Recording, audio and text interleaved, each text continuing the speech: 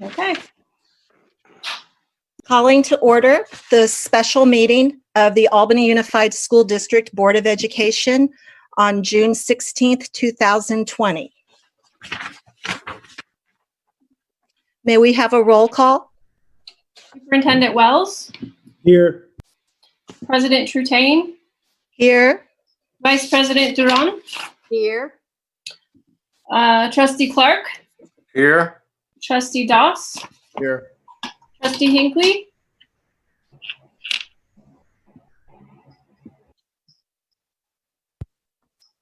Trustee Hinckley. Here. Thank you. Student Board Member Mulla. Here.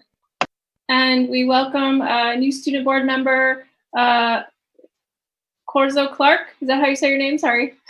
Yes, here. Thank you. Thank you. We'll move on to item number 2, the Pledge of Allegiance. Join if you want to. Ready, begin. I pledge allegiance to the flag of the United States of America and to the republic for which it stands, one nation, under God, indivisible, with liberty and justice for all. Thank you. And that brings us to approval of the agenda. You'll notice that special meeting agendas are different. They're very pared down. It's just straight to business. I'll move that we approve the agenda. I'll second. May we have a roll call, Ms. Shen?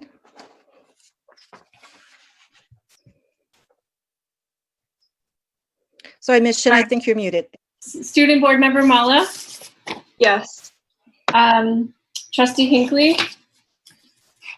Yes. Trustee Doss. Yes. Trustee Clark. Yes. Vice President Duran. Yes. President Trutain. Yes. Thank you. So the agenda is approved unanimously. We move straight to our, I'm sorry, did I miss somebody? Yeah, she forgot the new board member, the student board member. Oh, I believe that student board member Corzo Clark is here as in an honorary function. I'm very glad that he is so dedicated that he starts immediately after the end of school, but I am not sure that he's officially inducted until after school begins. I believe that is correct as well. Okay, so Leo's on board with that. So he will get the his vote and his ability to move in second motions when school begins in the fall. But we certainly welcome you. Absolutely. Yeah. Yes, absolutely. Welcome, welcome, welcome. Happy to have you. Thank you. Okay. And that does bring us right to our review and discussion item. The tally results of the CSBA Board's self-evaluation report for Albany Unified School District. Okay. So this is the backup, and and I did want to say before we look at the results that we wish to include our student board members as well in this, and that was a problem for CSBA. And there were people working behind the scene on this for many weeks. And the final result I just got today, and it said, this has led to a change of policy in which going forward we'll be asking boards if they want to include students. So the bad news is we were unable to help right now. The good news is that going forward, there will be much more student involvement in these, meaning the board self-evaluation. So it seems like we've created the Albany board, including our student board members who push for this, have created a change at CSBA. And going forward from this point, every board, when they contract with CSBA to ask to use this self-evaluation, will be encouraged to include their student board members in the online version. So I think that's good news. We were able to give student board member Mala a paper copy of the evaluation that she can speak to tonight, and so that she can continue to contribute. But her tallies, her results were not included in the official online tally results that we'll see next. And thank you, President Trutain, for working so diligently on this. No problem. I believe this is the right way to do it. And next year, when this comes around again, you both will be included from the very beginning by CSBA.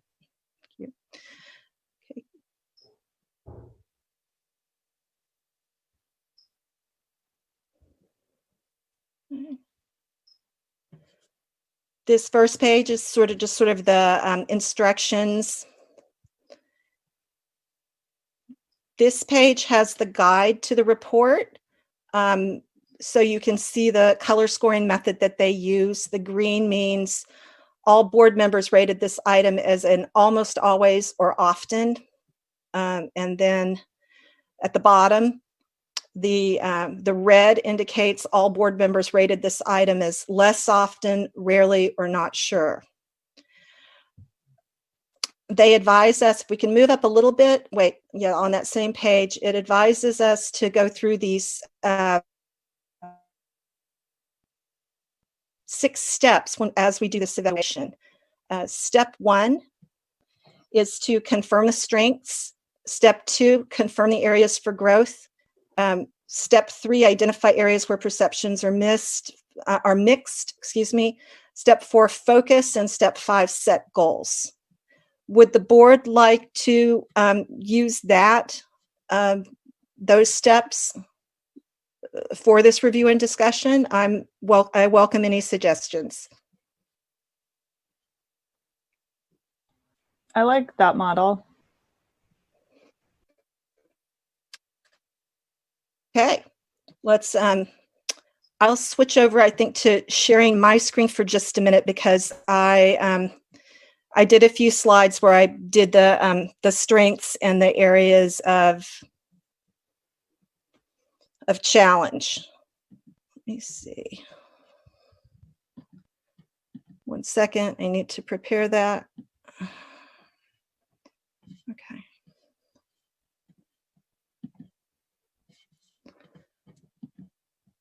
Okay.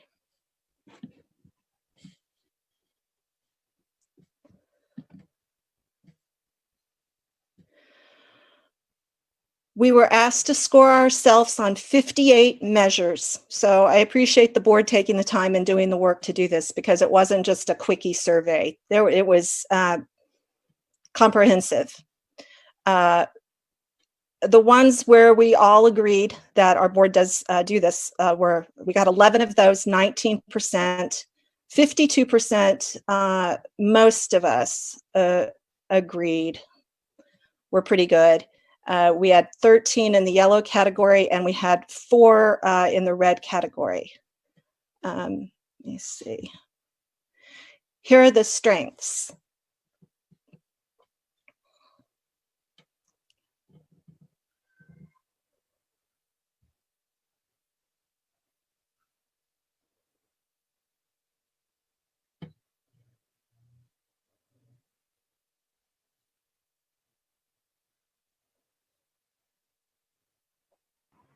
Should we pick somebody to read these out, or?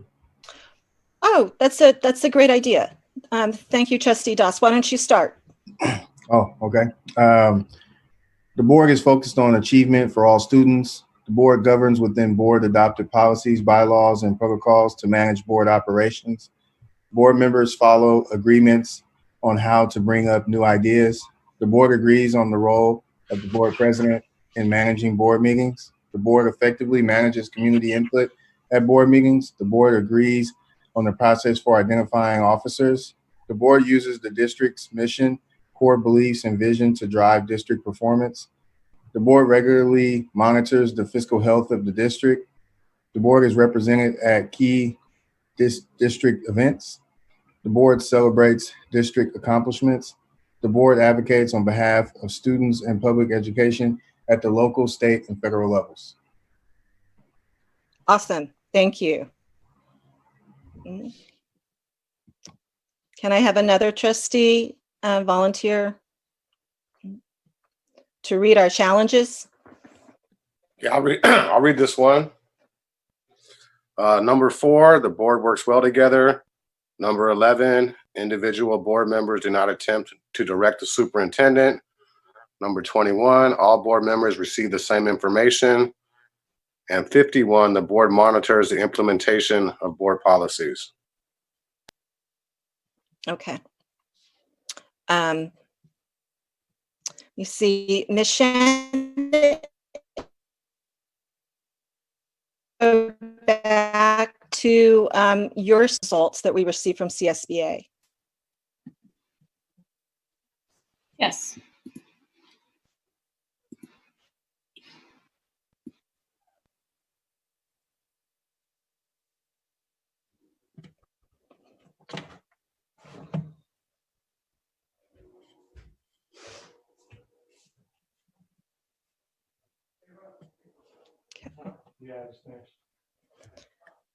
Okay. So we've spoken of the areas of agreement and the areas where, where I guess we agree that it's not really happening for us. We should take a look at all the results, because most of the results, of course, were not either green or red, but were in the middle category of the blues and the yellows.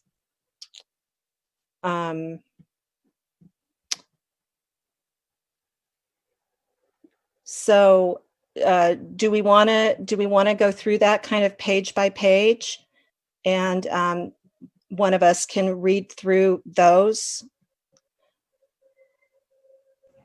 I'm fine with that. Okay. Vice President Durand, do you want to read the blues and yellows on page 1?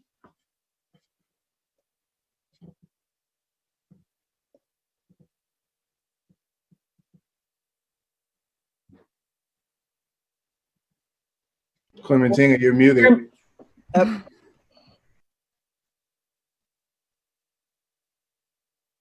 Okay, sorry. I'll go through the first and then back to yellows. The blue, number 2, the board is committed to a common vision. 3, the board stays focused on district priorities. 8, individual board members do not undermine board decisions. And that's in the first of board unity. Do you want me to just stay within the sections as opposed to pages? Up to you. I kind of like the idea that they're going with certain themes. So that is for board unity, where we mostly or often agree. The one area that we, majority, less often or rarely agree is the board commits the time to become informed. And that's for board unity. Okay. Just so that we get through this, I do suggest that we go through and do the other sections too, and then perhaps we need to go back to each section, and when we're thinking about next steps. Okay. So if we move down to roles and responsibility, Trustee Hinckley, do you want to read those? Sure. 7, board members agree on the role and responsibilities of the board and the superintendent. 8, board members follow board agreements regarding speaking for the board. 9, board members keep confidential matters confidential. I don't know if that's all the blue ones under here or if there's another page. Well, and then for yellow, yeah, that's it. For yellow, number 10, the board gives direction to the superintendent only at board meetings. A simple majority identified that as an area for growth. Okay. So that is all for roles and responsibilities. We move to board culture. I'll go ahead and do that. So this was all blue or yellow. 12, the board treats the superintendent with respect. 13, the board manages internal conflicts in a productive manner. 14, board members follow agreements on how they will act toward each other. 15, board members treat each other with respect. 16, board members demonstrate they understand other perspectives. And 17, board members usually discuss questions about agenda items with the superintendent prior to the board meeting. Okay. And I think this then board operations, maybe student board member Malak could handle this. Sure. So for blue, no yellow here. Blue is board members receive timely information, board members receive adequate information, and board members follow agreements about how to request clarifying or additional information about agenda items. And then board members follow agreements on how concerns from the community will be handled. Okay.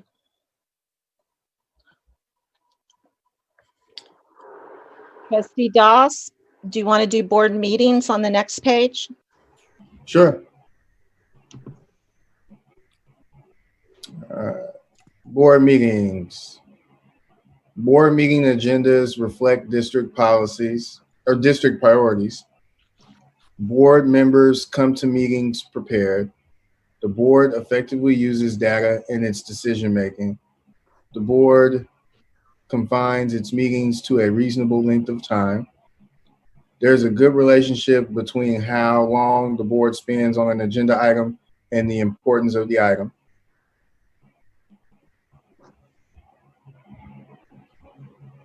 Okay. And now we're at board development. Below that, Trustee Clark, I think it goes to you. Okay, in this section, it looks like we all think we're doing a fairly good job. I'll go ahead and read the blue ones. Number 33, the board plans for the development and training of the board. 34, the board effectively orients new members. And 35, the board reviews its governance agreements regularly. Okay.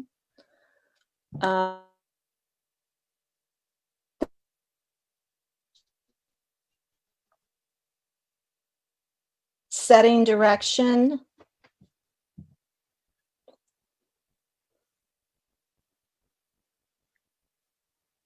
I think that's me. Yep. We almost always use the district's mission, core beliefs, and vision to drive district performance.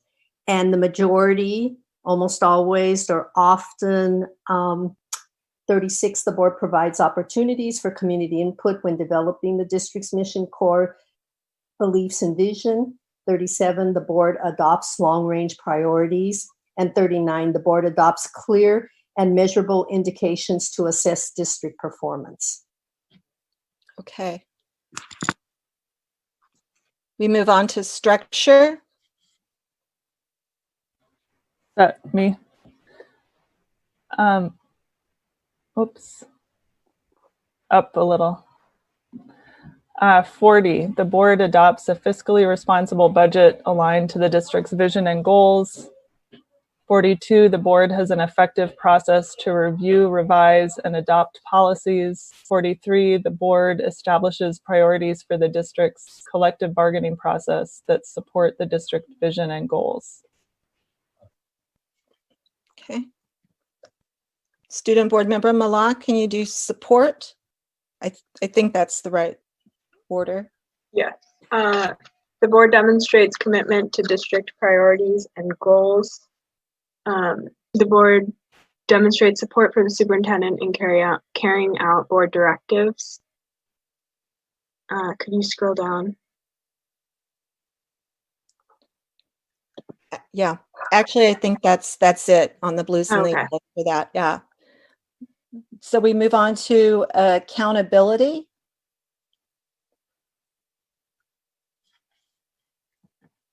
And I think this might be me. Okay, 48, the board monitors student progress against established benchmarks. 49, the board monitors progress toward district goals based on established success indicators. 50, the board monitors the implementation of the adopted budget. 52, the board evaluates the performance of the board. 53, the board evaluates the performance of the superintendent based on established expectations. Okay. And then community leadership. All right, I think it's back to me. 54, the board uses cohesive messages to communicate district priorities, goals, and needs. 55, the board provides community leadership on educational issues. 56, the board pursues partnerships to support district efforts. 58, the board informs the community on district priorities, progress, needs, and opportunities for involvement. Great. Okay. So that was the complete evaluation.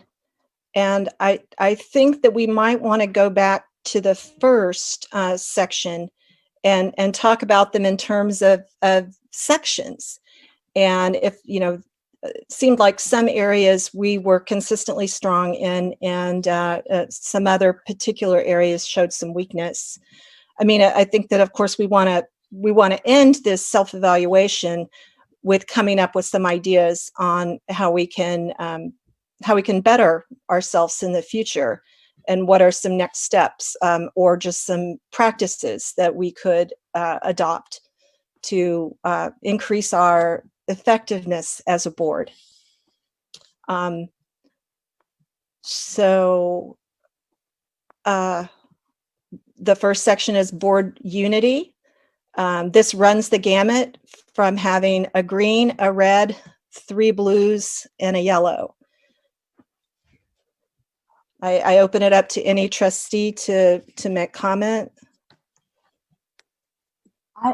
Can you hear me okay? Yeah. I sort of think that, and this is my perspective, is to applaud ourselves very quickly on the greens and the blues, the things that we're doing pretty good, but really spend the time focusing on how to get better, because that's what the evaluation is, to note your strengths. But at the same time, maybe a little bit more important is also to see what are the areas that we need to work on, because it may take us some time to work through that in terms of steps going forward, right? Not only just acknowledging these, but then what steps could we take to make improvement over time? So I personally prefer working on the yellows and the reds. I don't know about others. I agree. Board Member Clark, I agree. Okay. So number 4, it's a little bit hard to address directly. The board works well together. The board in general felt that that we find this to be a challenge. So how to devise the next step that would help us work better together is, is a little bit hard to define. So I don't know if any trustee has wants to come forward with a particular idea. The number 5, the board commits the time to become informed. You know, I almost think those two go hand in hand, especially because of the Brown Act. It's hard to develop relationships with one another in terms of sharing ideas, what we think, just even brainstorming. It's very hard to do because we don't want to commit any violations. So it's hard to develop those relationships where we share ideas and we can grow and learn from one another. And the only place we can do that is in board meetings. And that time always is limited because we have business to do. So this is not really business, but it is developing relationships, which is an underpinning for our decisions and how we work together and how we work together for the community. So I somehow see that if we could tie those two in, some agreement where we could spend a little bit more time together. And I know it's hard, especially for those of you that are out there working every day and who knows what August, September is going to look like, but I still think that somehow we need to possibly commit just a little bit more time, if it's an hour of the day before meeting, or, well, no, we can't do that. This gets very difficult. How can we do that? Do we do it as an extension of a meeting then, and with announcements, or how? One thing I think is really beneficial is having workshops, because I think we're really able to bounce ideas off of each other, and I mean it follows the Brown Act, and also when we are in regular meetings, it's hard to not feel personally attached to a lot of the items we discuss, which can create more rifts between each other. So I think workshops are really beneficial in that way.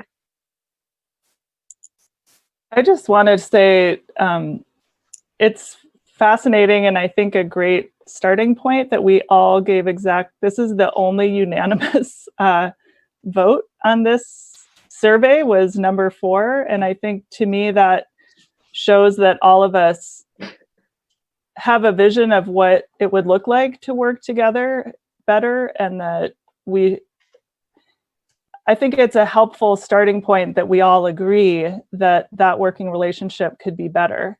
And I just want to acknowledge that to me says a lot. It speaks to the fact that every individual board member has a higher standard for how we could work together.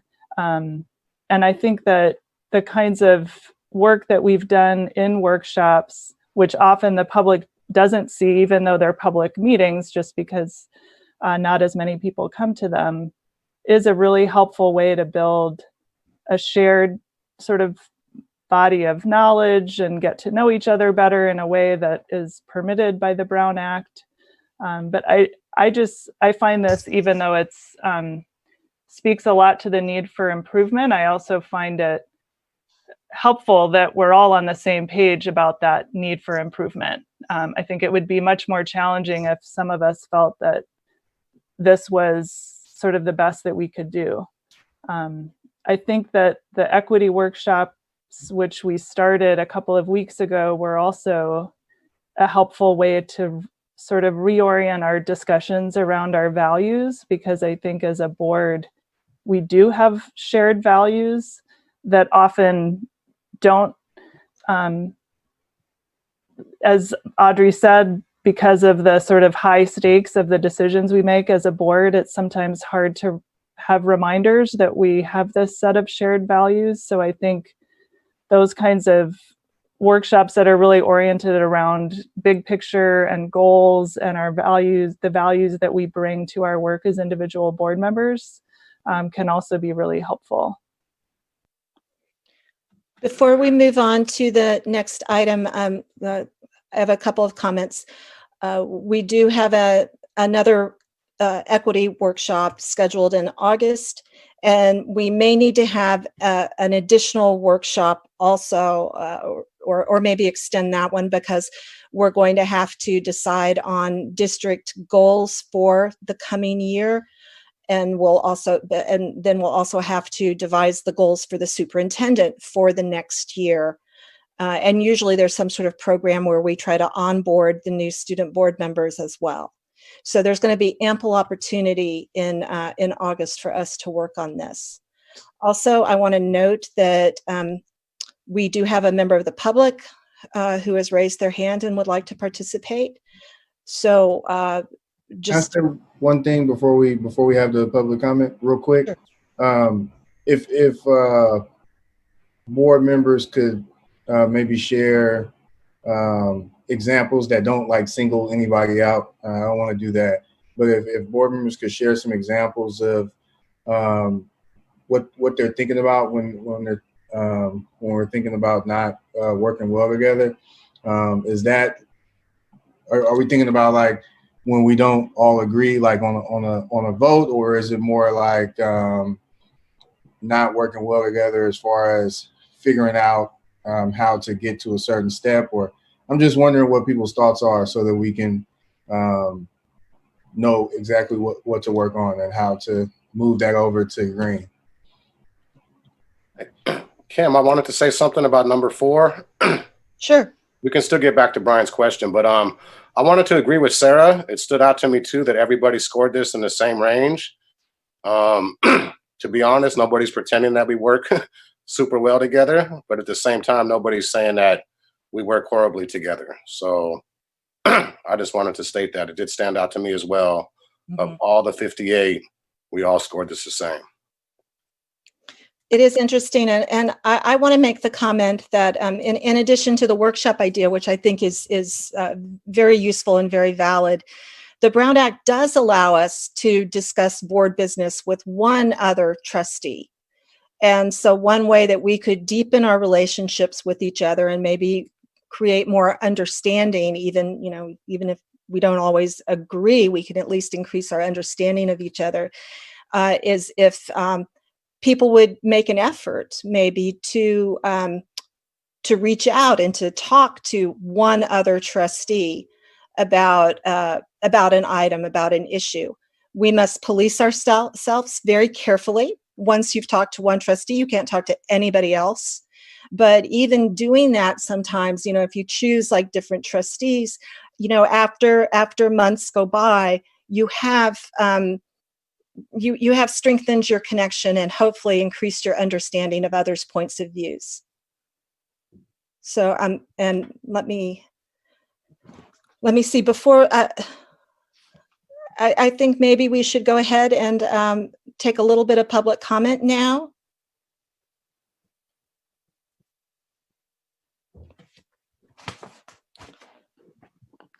Assistant Superintendent Williams, can you introduce our first participant? Yeah. Yes, there are 2 public speakers. The first is Daniel. Daniel, please go ahead.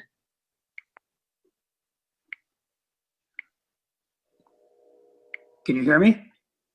Yes, sir. Can you hear me? Yeah, this is the first board meeting that I've ever been to.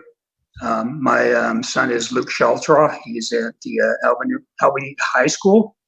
I'm just curious when you guys are going to actually move on to talking about something, the 800-pound gorilla in the room, that matters to my children.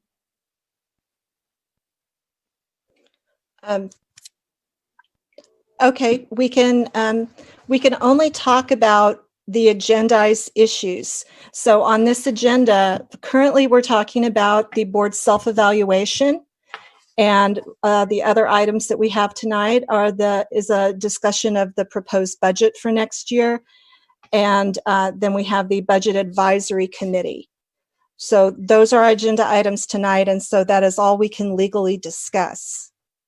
When are you going to talk about getting my children back into school? We can say that next week is our regular board meeting, correct? And right. The agenda, if it will address this issue. Which issue? Which issue are you going to be addressing? Our June 22nd meeting will include a long presentation on the reopening the schools. A presentation only? Will public be able to speak? Yes, public will be able to speak. So is this really what you guys do? Yes. This is inane. Let me tell you, my children are suffering right now. And this is what you're doing. You got to be kidding me. This is what you do at a board meeting. I think it's important to, as much as we can, I think it's important to address this parent and their concerns. Something they just said, I think is really important. He just said that his children are suffering. Sir, I can tell you that the board will have the superintendent follow up with you directly regarding your concerns and your children. As far as making sure that we hear you and the information you have, we have a road to reopening meeting happening on Thursday. And that whole meeting is dedicated to figuring out the safest way to get your kids back in school. And then safest way to get the kids back in school? The kids aren't unsafe. The kids have never been unsafe. Don't try to kid me with thinking this has anything to do with the safety of my children. It has zero to do with the safety of my children. My children have never been in danger by SARS-CoV-2. You know that. We all know that. Let's get my kids back into school. Let's stop playing these inane little games, what you're playing right now. This is ridiculous. And to the student who is watching this, this should be an excellent lesson for you. This is what the board does. This is my first meeting. This is what I assumed the board would probably do.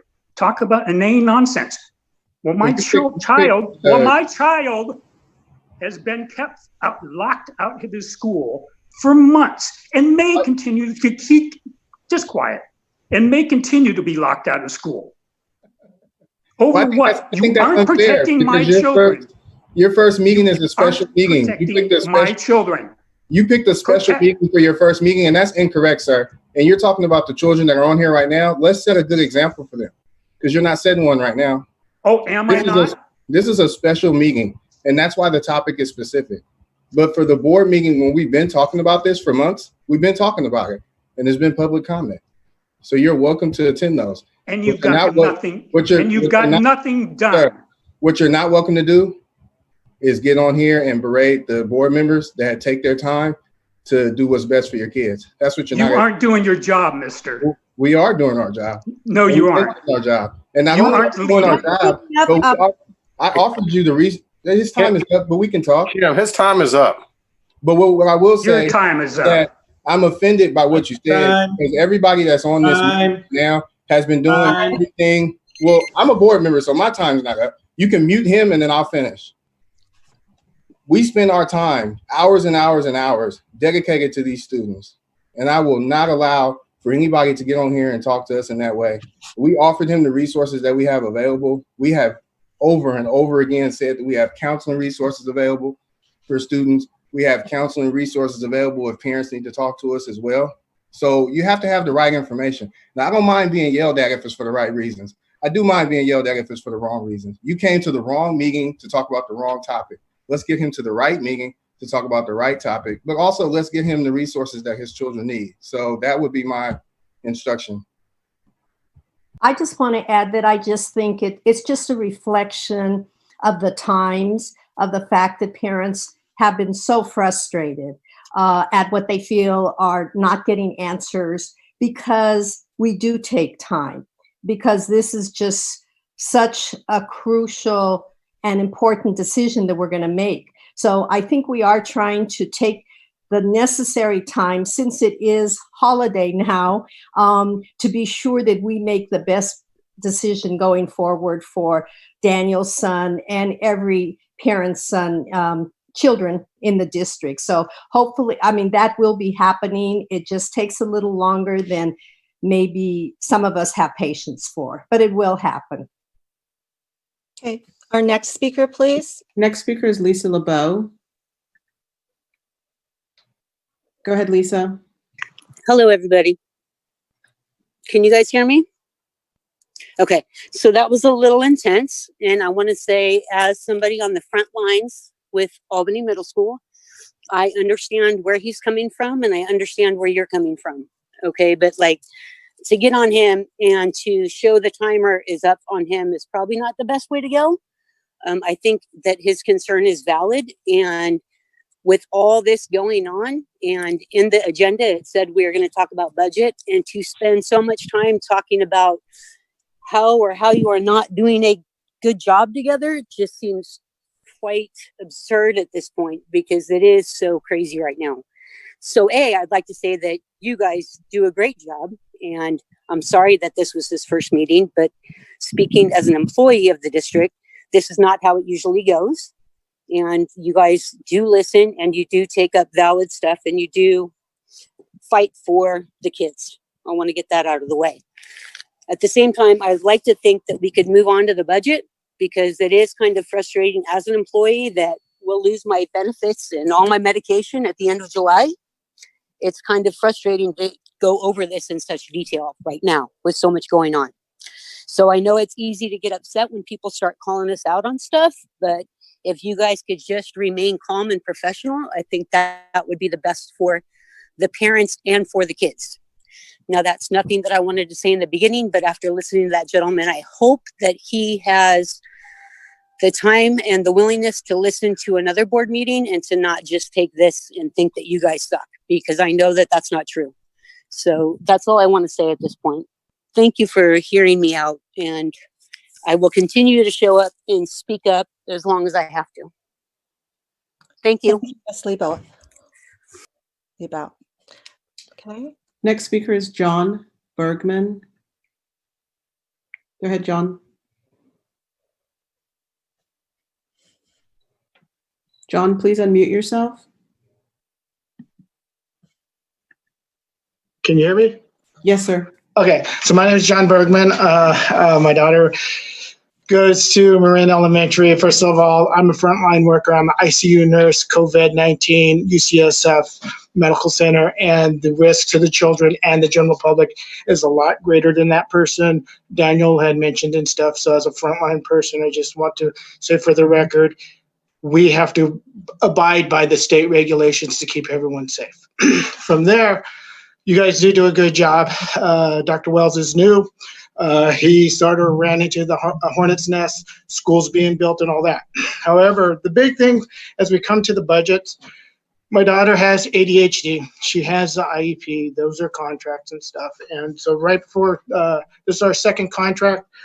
So right before we had to close down and stuff because of the coronavirus epidemic, we have different things that we're supposed to do and stuff. And with that, the budget cut says looks like 24 faculty members will be cut. And Dr. Wells said, hey, your children will be taken care of. What we really want to know is what is the plan? You're supposed to have a plan. The plan that's out there probably is no longer valid if these cuts happen because it's a drastic cut to this program. My daughter has some sensory issues.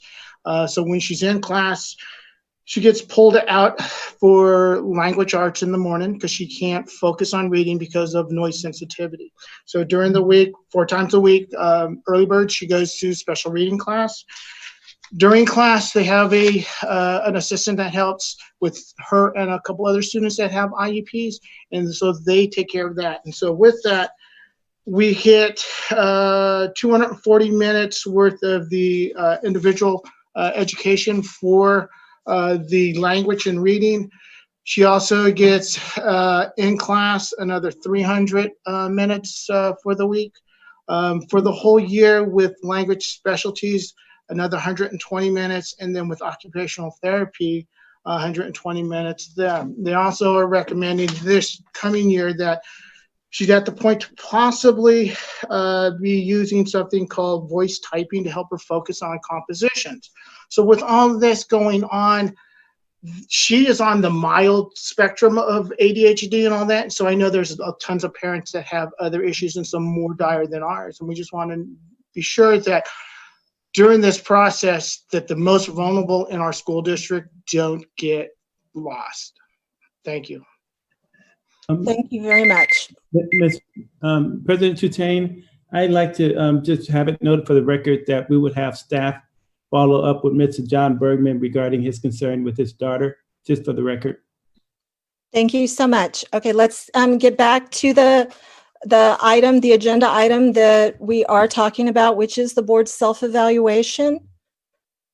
And Ms. Shen, if you can move us back to that. Can I jump in real quick, Kim? Sure. Just a reminder on the time, we're already 40 minutes into a 60-minute allotted time frame, and we're only on number 6. Well, I mean, we have gone all the way through it once. I think what we need to do, because our next item is the budget item, is we need to go through these.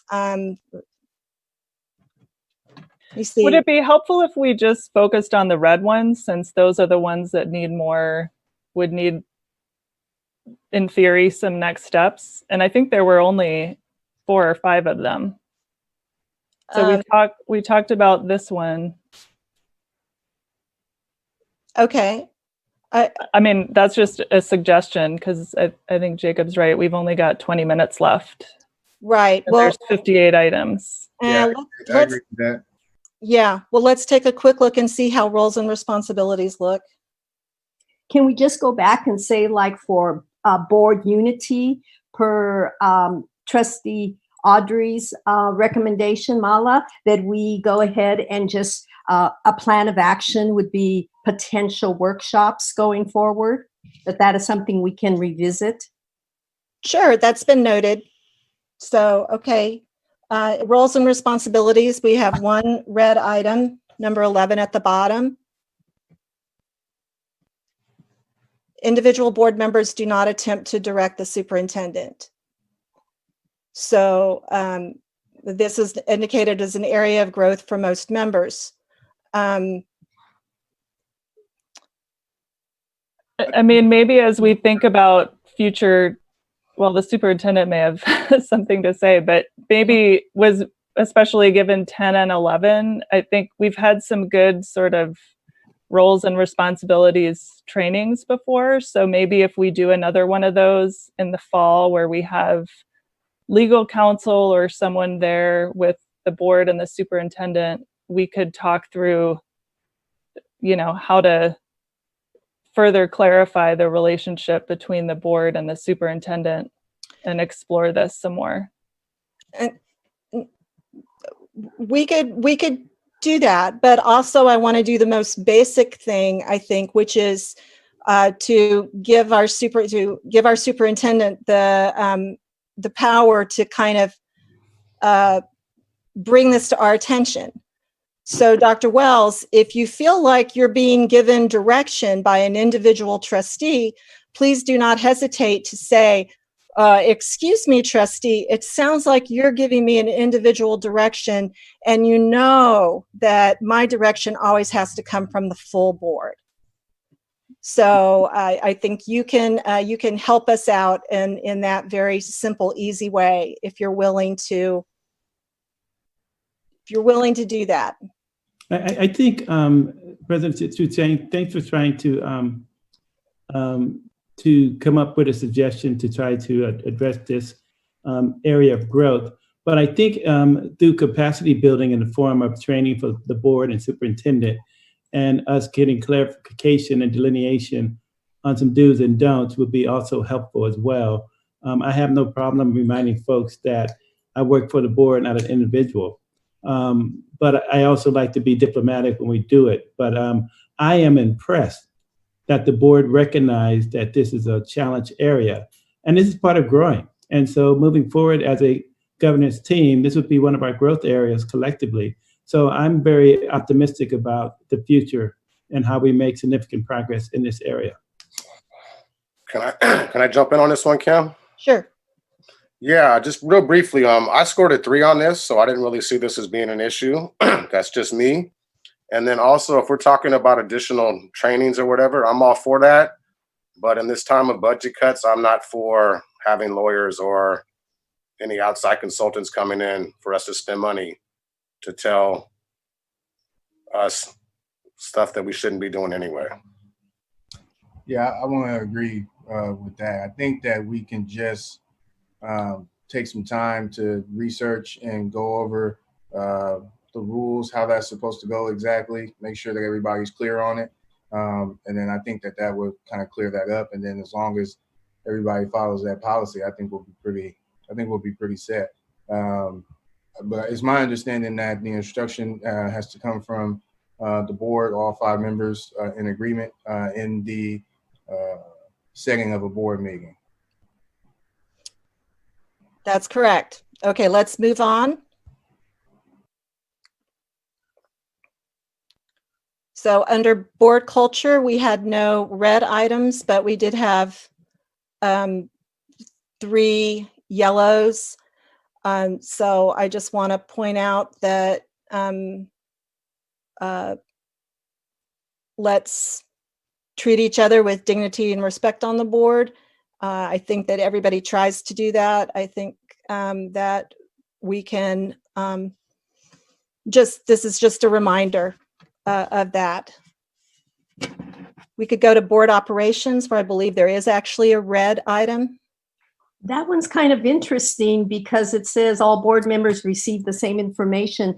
And I think that's really a perception, right? Because how do I mean, why is it that I would mark that? Because I think somebody else possibly is getting information that I'm not getting. And how is that? I mean, that's a tricky one because on one hand, all of us do ask the superintendent for some specific information that either we're interested in or something we want to know further about. But is that something that we're all saying, well, therefore, we should all know that information? At what point is there a distinction between what I, as an individual board member, am asking for my own personal growth, as opposed to something that should be information that is given to all board members? Well, it looks like 2 people said they weren't sure, which I guess means you don't know what you don't know, right? So it may not be that there are people who think that they just don't know how to answer this question. Or maybe not. Well, it's in red, so how do we address No, it? I mean, right, but 2 people at the very end, they weren't sure if all board members received the same information. So I guess one thing, sort of what you're saying, Clementina, is how could we make more clear that there's not information being shared that isn't going to all board members? And I think the superintendent has been several times tried to make sure that if one of us asks a question, that he sends out the follow-up information to everybody so that we all have it.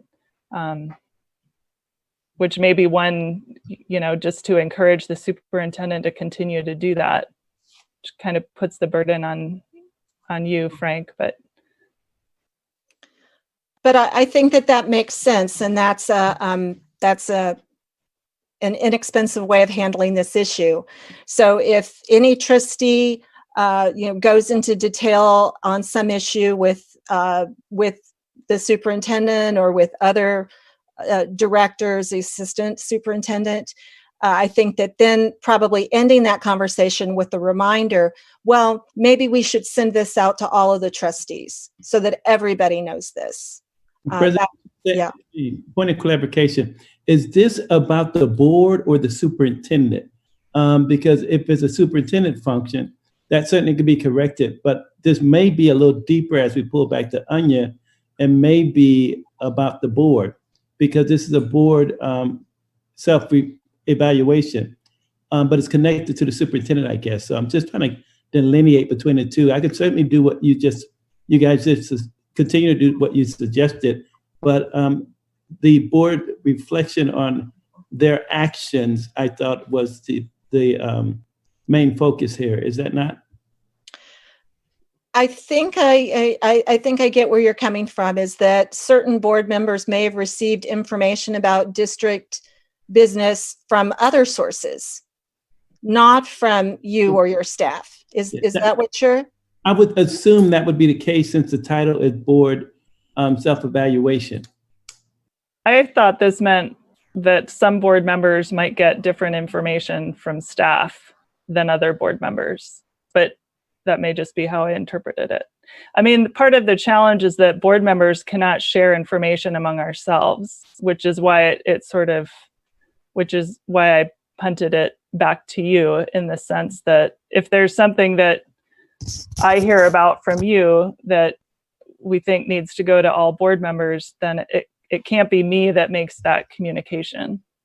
Does that make sense? Yeah, Right. and that's a good point. And this is a worthwhile topic. And I know we're running out of time, but what we can do as a staff, because we look at this as a governance team, that we make sure, even with staff members, when we give something to one board member, we give it to all. I think that might be helpful as well. Not just when it comes from, not just for me, but from everyone. So we would certainly spend time reflecting on this as well. So thank you for the discussion. I had one comment. I used to receive Friday updates and questions before board meetings, but I don't consistently receive that anymore. So I was wondering if that could be more consistent. That's a good question. I remember some of those. Sometimes only time we can't send it to board members is when there's personnel items on it. But other than that, you should get them all the time. And as a matter of fact, I think what we're going to start doing is, if there's personnel items on it, remove it and then send them to the board trustees. So yes, Audrey, good point. Okay, thank you. Okay, just one thing real quick on this one, Kim. Sure. Yeah, as far as the red battery, I just wanted to state that the 2 not sures to me kind of throws off that score. I'm not saying it's not an area of need, but you had somebody who scored a 4 and 2 people who scored 2s. So based on the way this is set up, it comes out as red, but 2 not sures out of 5 people, I think does kind of skew that. I agree. I think this is an unclear question. So we should just move on from it. Okay.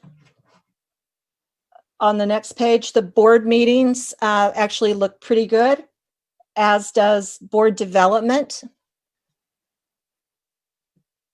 Setting direction and structure, we're very positive in those areas. And also support.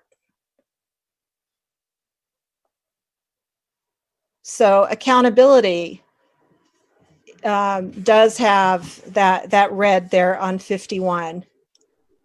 The board monitors implementation of board policies. In terms of a suggestion, if for that one, if that means allotting 5 minutes, 10 minutes to each board meeting to be sure that we are aware.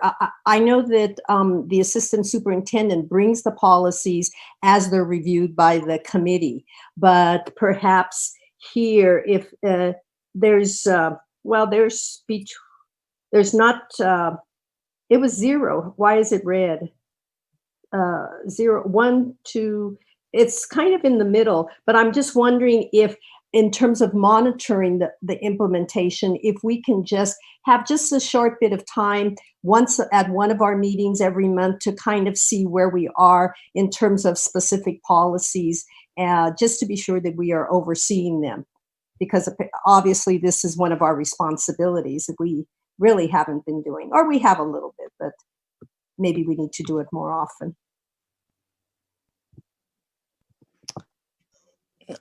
I'm not even sure personally how we would get the data to do that. I mean, we've got literally hundreds of policies, and how we would monitor the implementation of the policies is a mystery to me. I mean, it would take a whole lot of detective work to check at the various school sites. I don't know. I think that we should ask our assistant superintendent if perhaps we can just simply try to get our policies up to date with the legally mandated updates that are required. We've made a strong effort this year until the pandemic hit to try to keep a flow of policies coming to the board and getting updated. but then we had all of this emergency business to take care of, and that's dropped off. So we should try to renew our commitment next year to at least review our policies and try to keep them up to date. But this speaks to implementation. You know, we could have up-to-date policies, but then how do we know if they're implemented? And we usually don't know until after the fact, right? If there's a problem at a school site and a parent says, hey, you guys have a policy and I don't feel, or whatever. So I don't know if there's a more proactive way of doing it. And once again, maybe the assistant superintendent can think about that, since this is one of her areas in terms of, you know, whether we could get feedback from time to time from sites to be sure that the policies are being implemented.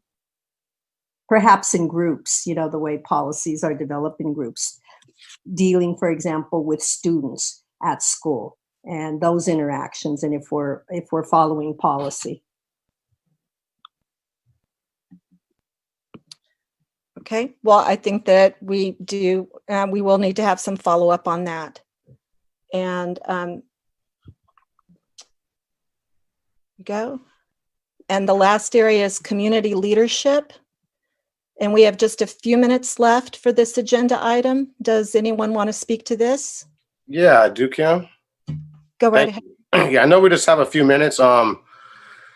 Seeing these 4 yellows really stood out to me. But as I read the questions, one of my biggest things that I grapple with is what is staff's job and the board's job. And a lot of times we're told not to micromanage. Maybe the board can weigh in, or even staff can. Some of these things look like these are things that I think staff should be doing opposed to the board. Yeah, I had the same reaction, especially the last one. The board informs the community on priorities, progress. I mean, maybe the intent is that the board is thinking about these things, but it seems clear to me that I understood some of these as staff responsibilities. When it says like community on district policies, progress, needs, I'm thinking that maybe it's in terms of being supportive of like the fundraising needs, like making sure that the board is involved and you know, with that, and making sure we're doing everything we can for that. As far as the progress, making sure all 5 board members have all the correct information, so that when we're speaking with the community about the progress that we're making, that it's clear and concise, and that the community isn't getting like mixed signals. I want to make sure that we take ownership of these to make sure that we do our part to improve in these versus kind of just pushing everything off on staff, which it sounds like we've been doing the past couple of sections. So I'm thinking maybe if we could make sure that we're on the right track as far as these questions directly relating to us as board members, or maybe it doesn't reflect correctly, and then maybe we need to talk about that and figure out how to make it more of a looking in the mirror versus the pushing it off. If I could jump in, because I agree with that. We should look at this more closely. I kind of took away a general sense that the board encourages community voice, so that we often have opportunities when we have a committee where we want to be sure that we have representatives from the committee. But I'm starting to feel that maybe we don't do enough, that we need to have more participation of parents, just as a voice, to be sure that we're hearing their concerns, because oftentimes you do get the same people coming to board meetings and the same, because of the issues. And I would like to be sure that the folks that normally don't come to board meetings would have opportunities, be it in the way of forums where they could have their say, or at least have the option to participate, and not in something as formal as board meetings, where We set times for them to speak. We limit their time. They have to speak only to a certain agenda items. And I'm not arguing that we have to do that, as I've obviously found out since I've been on the board, because otherwise we won't get business taken care of. But on the other hand, I think in response to the community who elected us to be board members, and we certainly wanted their vote, I think on the basis that we were listening to their concerns and representing their concerns. And at the same time, I think it's back on us then to be sure that we promote the opportunities so that community can always have input into the various things that are happening in the district. Well, thank you. My view on this was also similar to Trustees Clark and Trustee Hinckley, which is this really seems to be about communicating out from the board or from the district office, all of these different, our priorities, our goals and needs, our progress and opportunities for involvement. So to me, this seems to be more of a issue of getting the information out there to the community. And that's all the time that we have for this agenda item. We only do this once a year. And I actually, since I've been on the board, I don't think it's ever been done this comprehensively. And I think it will, the time that we've spent filling this out and the hour that we've spent analyzing it, I think will help us do our job better. And that should benefit all of the students in the district. So I would recommend that the board continue to do a self-evaluation on an annual basis. And with that, we will move on to the FY 2020-21 proposed budget. This is our discussion time for the budget that our CBO, Ms. Kim, has developed for next year. Thank you. So this item is to review and discuss 2021 proposed budget. So let me just share the presentation first.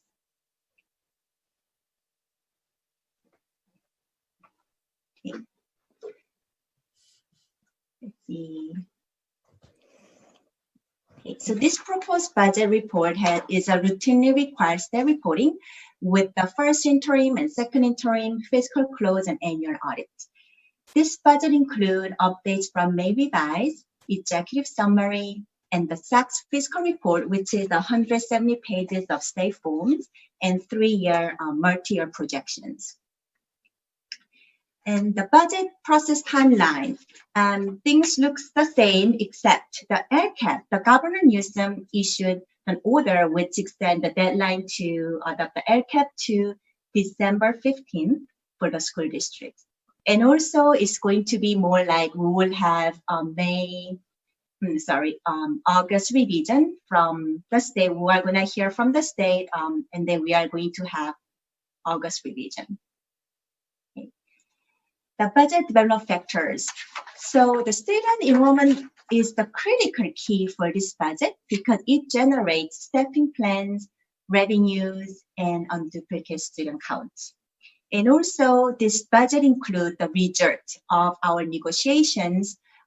Results are included here. Okay, so the takeaways from the May revision. The net decline of 7.92 in LCFF funding resulted about 2.3 million with the STARS and PERS adjustment. So this COVID-19 pandemic has created a massive budget deficit at the state level that erases the 3 years of LCFF growth. And that's where we are. So this 10% reduction is for currently this year and next 2 years. And also this May revision introduced the cash referrals in 1920 and 2021. 1920, it is about 1.9 billion. 2021 is projected to be about 5.3 billion. It is something that the state and district experienced in 2008 and 9.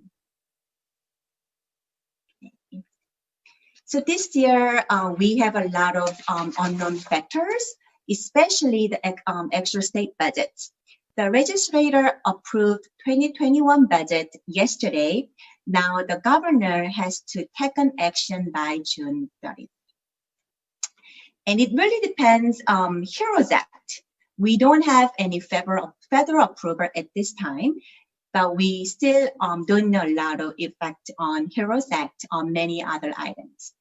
And also, we are not certain about the cost of reopening of schools, enrollment and attendance, and impacts of the COVID-19 pandemic.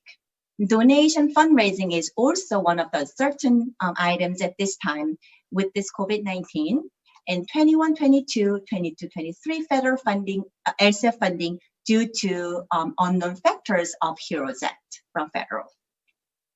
Okay, so now we can take a look at the enrollment trend. So we had a success in introduced transfers. So at this, when I project this enrollment projections, we had about little over 60 IDT pre-enrolled in our system. So as you can see, we have increased 55 students from 1920. And the rest years will be, I assume that will be, at least we are going to maintain the same level as what we see in 2021. So it's a flat 3641. Okay, so you can see the bar on the chart for the trend. So LCF funding, let's talk about the big part of our money. With the 10% decrease, we are seeing 2.7 million less than fiscal year 1920. Yet we are going to serve more students. So that's where we see a big deficit adding into our district budget. Okay. And you can see this unduplicated counts percentage is 27.93. This is for 3-year rolling percentages. Okay. So this is what the assumptions was used for the Martir projection. These first 1, 2, 3, 4, 5 line items are the factors in our LCF funding calculators.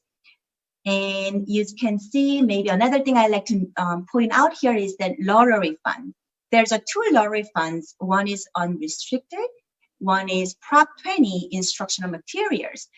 So the second lottery items are lottery fund, which is restricted for the instructional materials. And we receive about $190,000 annually. Okay. So now let's look at the pie chart. Our total revenues for the general fund combined. So our existing parcel tax represent about 14% of our revenue. 79% is from the state and 2% of our revenue is from federal, very minimal. And our local revenue of about 2 million, which is 5%, this says aquatic centers income, our interest, facility use fees, and some other grants from the county, the local grants. Okay. Now let's take a look at our total expenditure in general fund.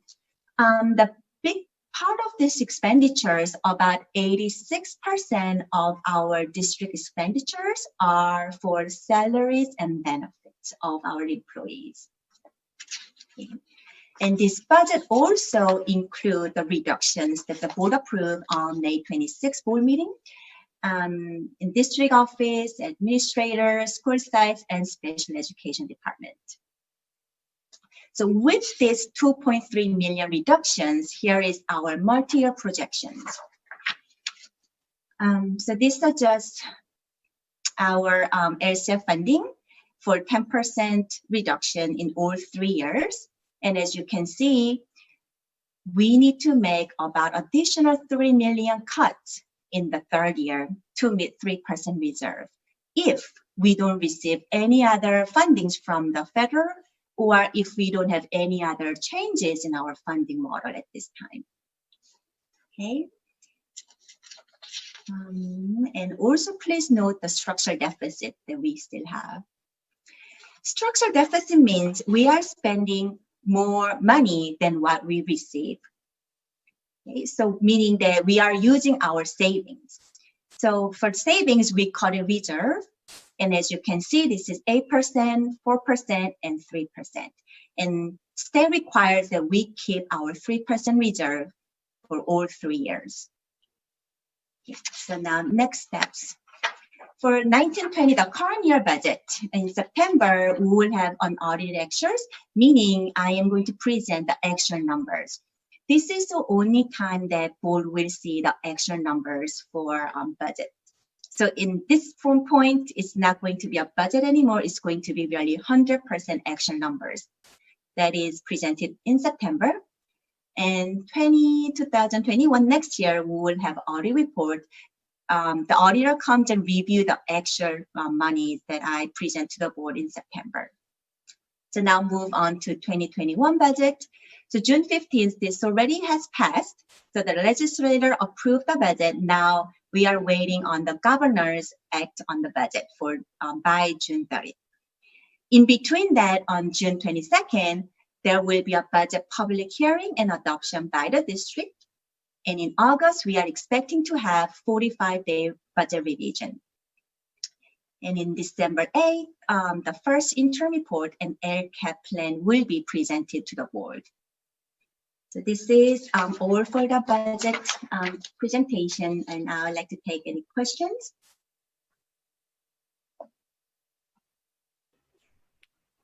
I can ask some questions. And some of these are just to clarify some sort of what is in this budget, some of which you did clarify already, but I just wanted to walk through them. So this budget includes the cost savings of the position reductions that we voted on just in the first item on May 26th, the permanent layoffs. But this budget assumes that we restore almost all, right, of the provisional layoffs that we voted on that same evening. Is that right? That is correct. Except for perhaps some of the ACC staff, although I have a different question about that. So I think for one thing, you're not asking, but when we vote on this budget at the next meeting, we're not approving any additional cuts or changes or anything. We're essentially approving a sort of placeholder budget that reflects the one decision that we made last month and assumes that the governor's budget of May is what's in force, which I understand you were instructed to do, even though it looks like the legislature may be going a different direction. So one clarification, you mentioned that there would be an August budget revision, but maybe you could talk a little bit more about, the budget that the legislature just is negotiating with the governor restores a lot of the cuts that were made in his budget. So could you explain what that window is in August, the 45-day budget revision, and how this is going to come back to us when there's more clarity? Because to me, there are sort of three pieces that are unclear. One is the state budget. One is what we're going to be doing to reopen schools, which is going to have cost implications. And the third is what we're going to be doing to reopen ACC, which is also a school, but I'm sort of deliberately separating those because they're sort of two separate programs.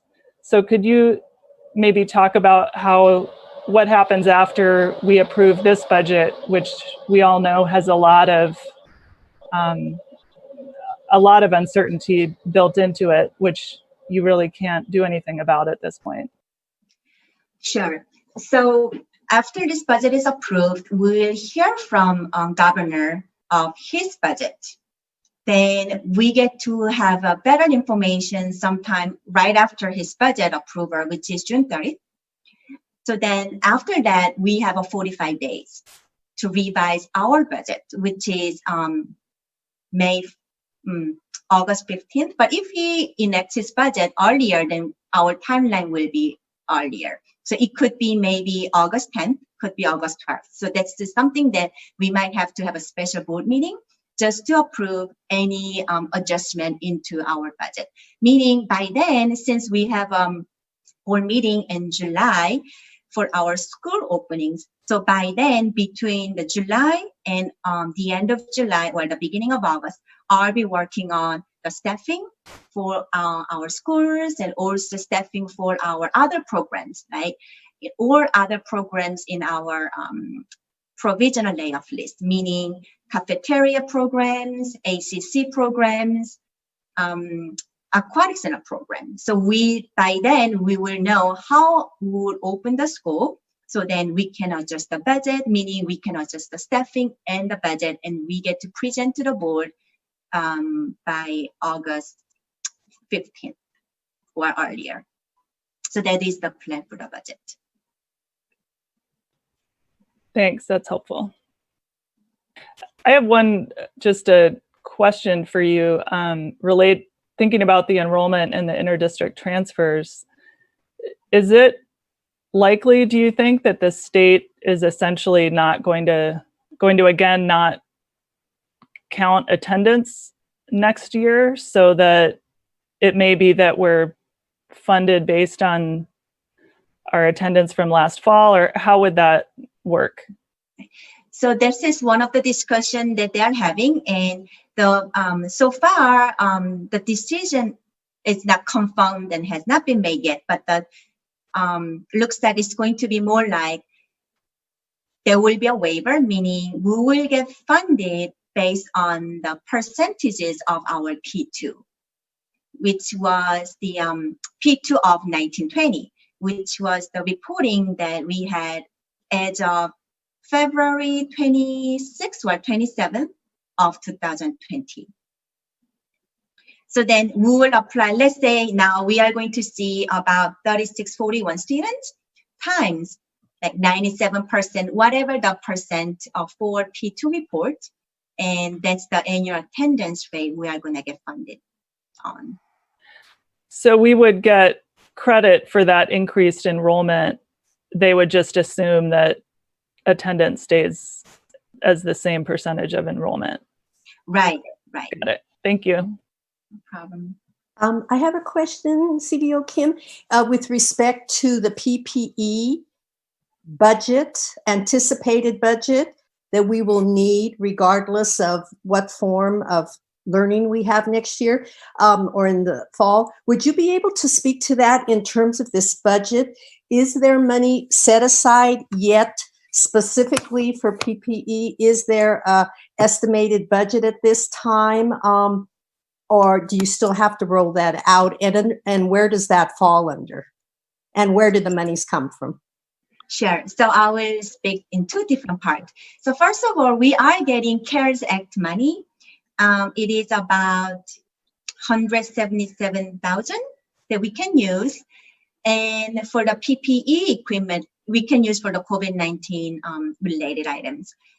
So on that, another one is, so our director of facilities and maintenance, he is working on costing that out, meaning he's going to calculate how many masks that we need to spend money on, how many more hand sanitizers we have to purchase, right? It was really impressive because he was telling me how he calculates, right? 1 ounce serves how many times of, hand washing or sanitizing.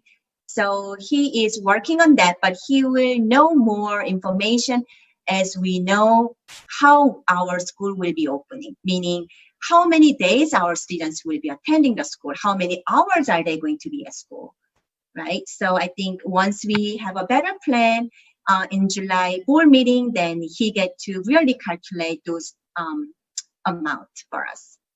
And you first mentioned was it CARE that you said? Right, CARES Act. The CARE Act. Mm-hmm. Okay. And that's 177,000, you said? That's correct. That Albany is receiving? Yes. Okay.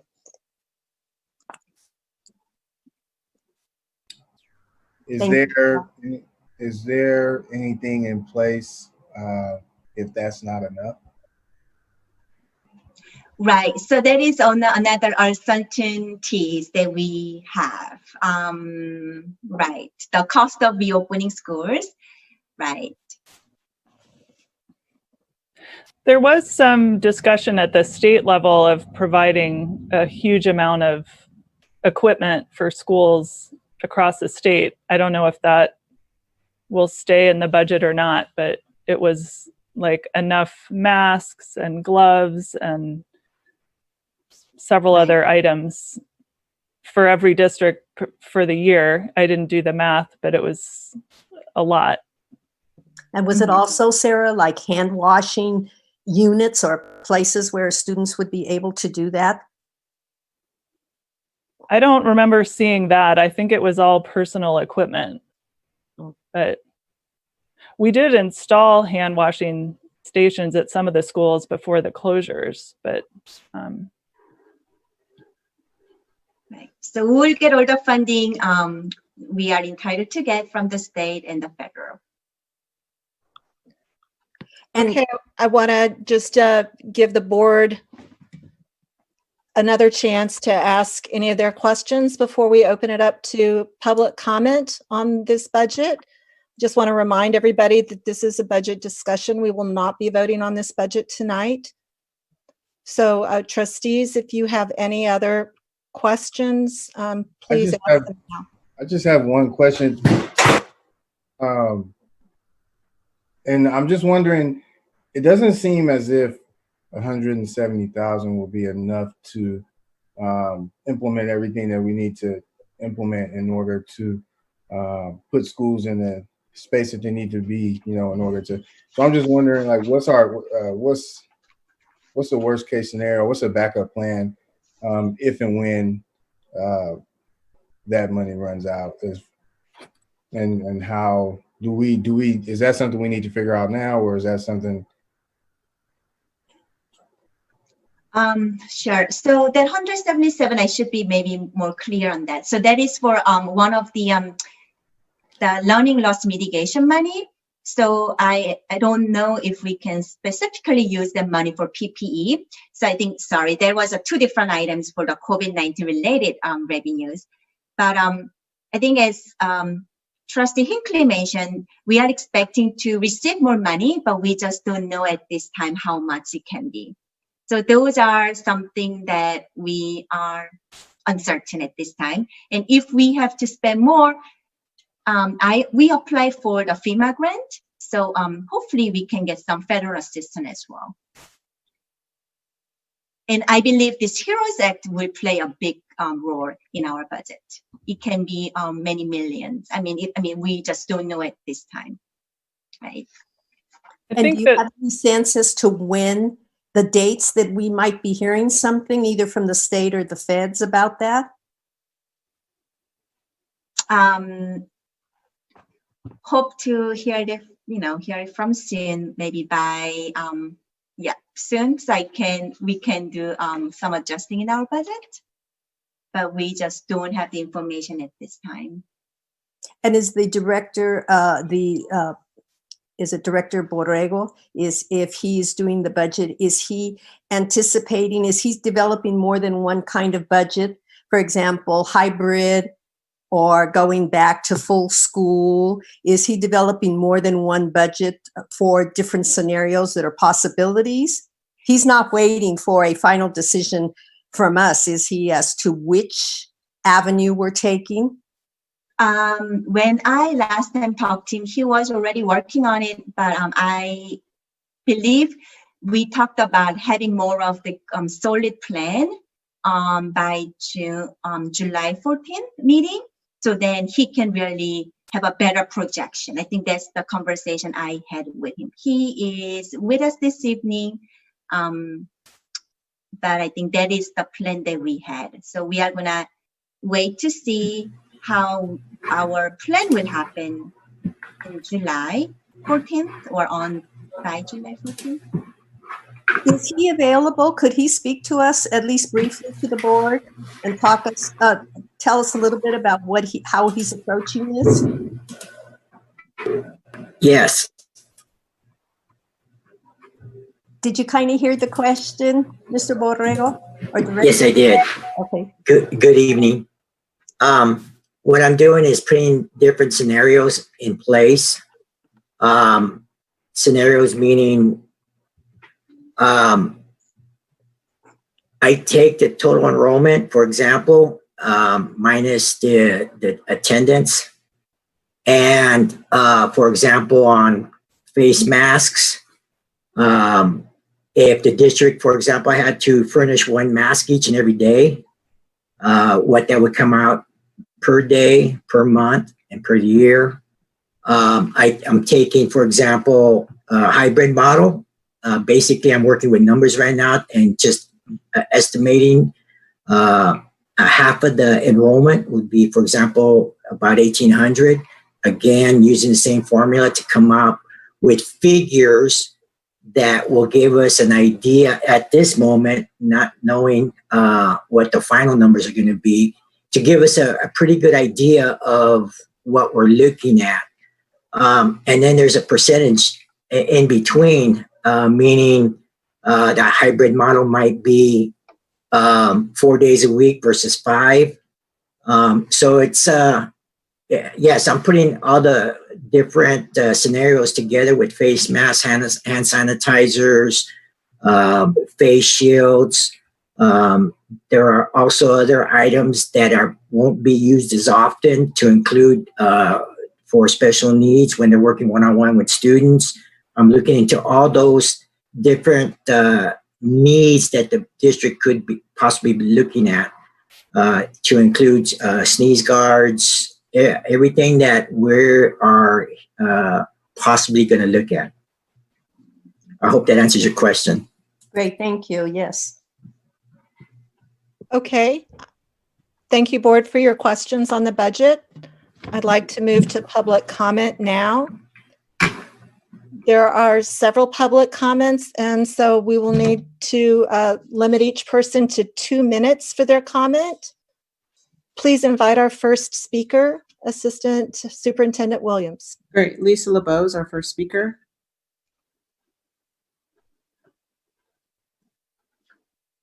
Hello again. Hi, guys. I'm so sorry that you have to keep hearing my voice. I wish that more people would show up, but here I am. Can you all hear me? Hello? Yes, we can hear you. Okay, great. Thank you so much.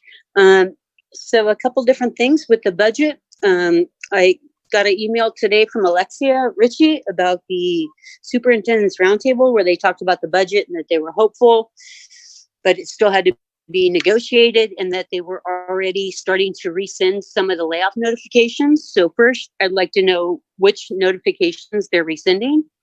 B, as far as being ready to open, as far as hand sanitizing stations go, I'm pretty sure you all know kids and that there's a sink in every classroom and a soap dispenser in every classroom. So I'm not sure what separate stations are going to do if there's nobody there to make sure the kids are using them. I think that the people that know me know that I'm here first and foremost for the kids because they don't have a voice here. So that's a big question for me. And just the reality of doing, whether it's a hybrid model or not, I mean, the PPE equipment or the hand sign, it's all going to need to be there because we're still going to have 900 students at the middle school. They may be staggered, but it's still the same number of students.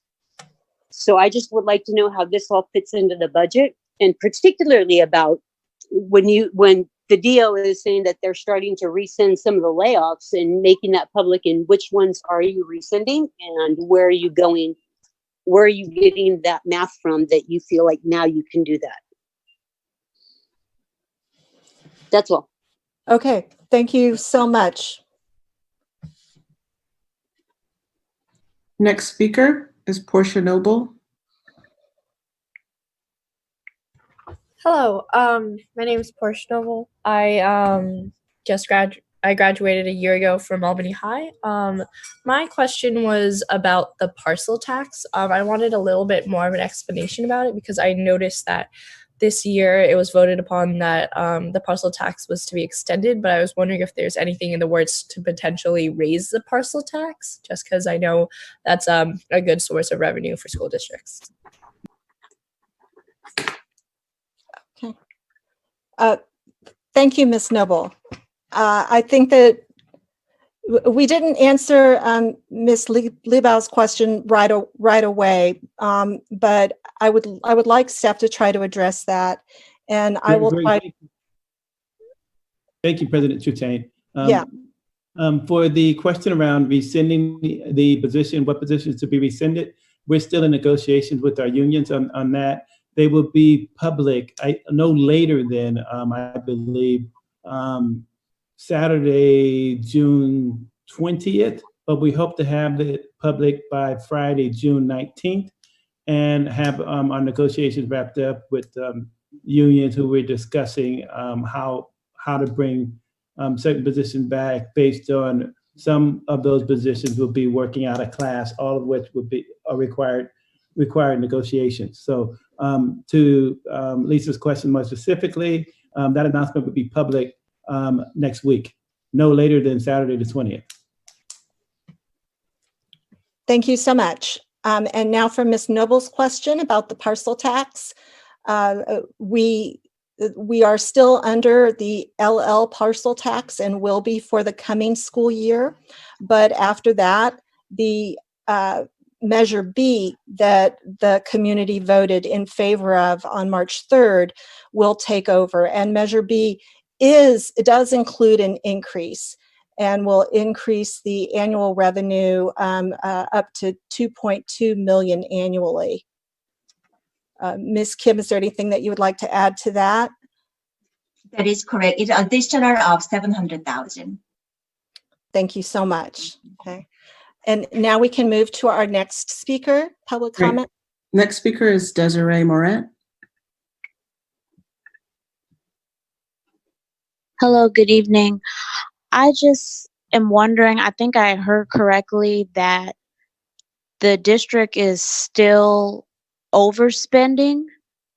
And if you're going to approve a budget, what is the district doing to cut the overspending? Because if you get all the money in the world, but you're not managing what you're spending, knowing that you might be spending foolishly, what actually are you doing to revise your spending rather than just approving budget each year, hoping that you get enough money to cover the overspending? So that's what I'd like to hear, please. Thank you.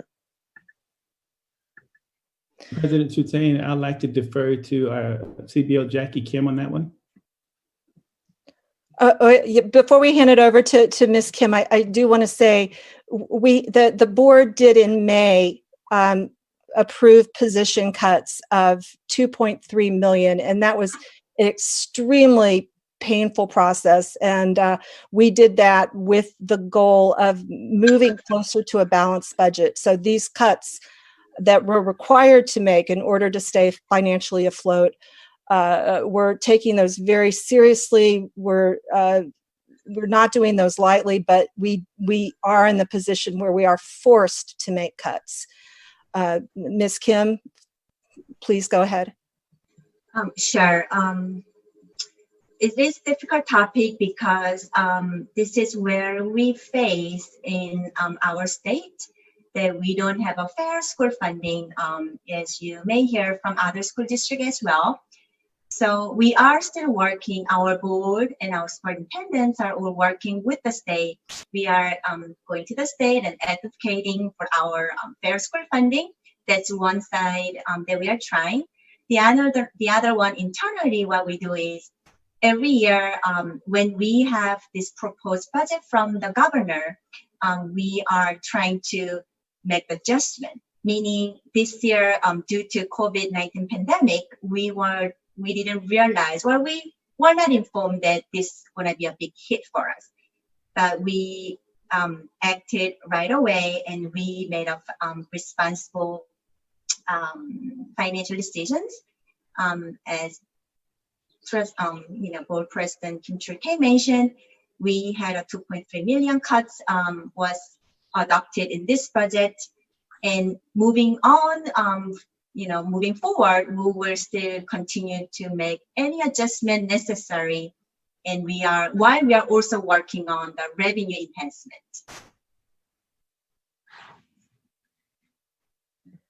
Thank you very much, CBO Kim. Can we move to our next public comment, please? Next speaker is Drew Zhang. Hi, this is Drew. So I'm an ACC parent working with the Safe ACC in Albany coalition, and I would like to propose a very realistic ACC reopening model here. And I have already sent the email to each board member and Dr. Wells and CBO for this detailed information. So here, because of the time limit, I will just present the key information from the email here. First, in this model, the 2020 to 2021 projected total revenue based on this model is 2.33 million.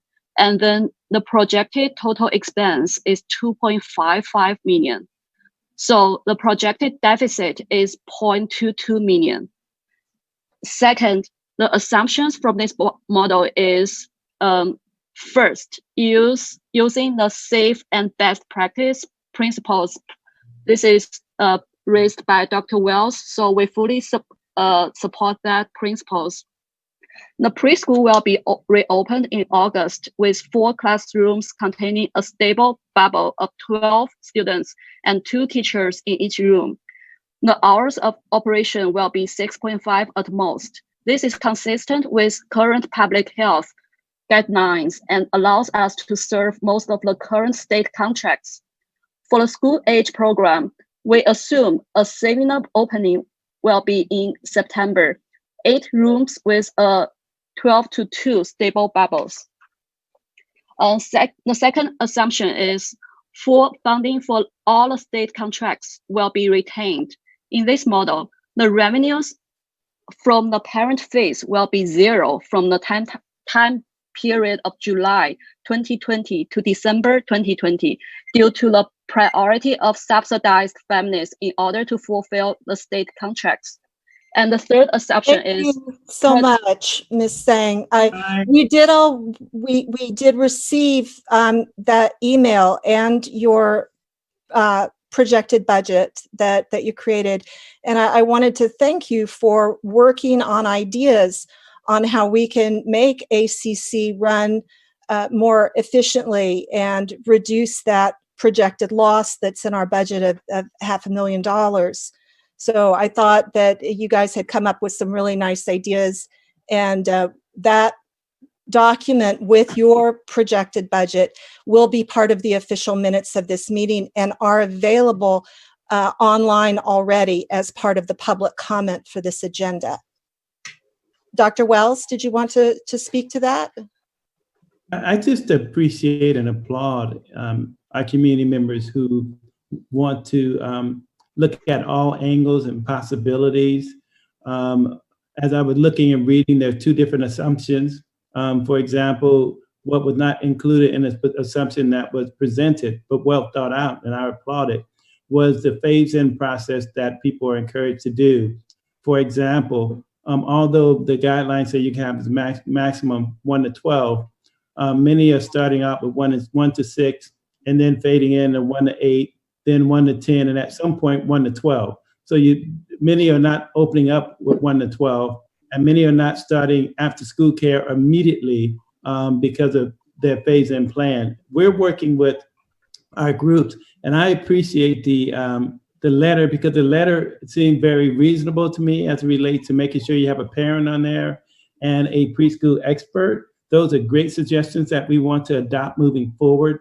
So my hat's off to folks who spend all that time trying to make ACC a better place and make it a more inclusive, collaborative, and transparent process moving forward. And so I really, really appreciate the group for doing all that work. Thank you, Dr. Wells.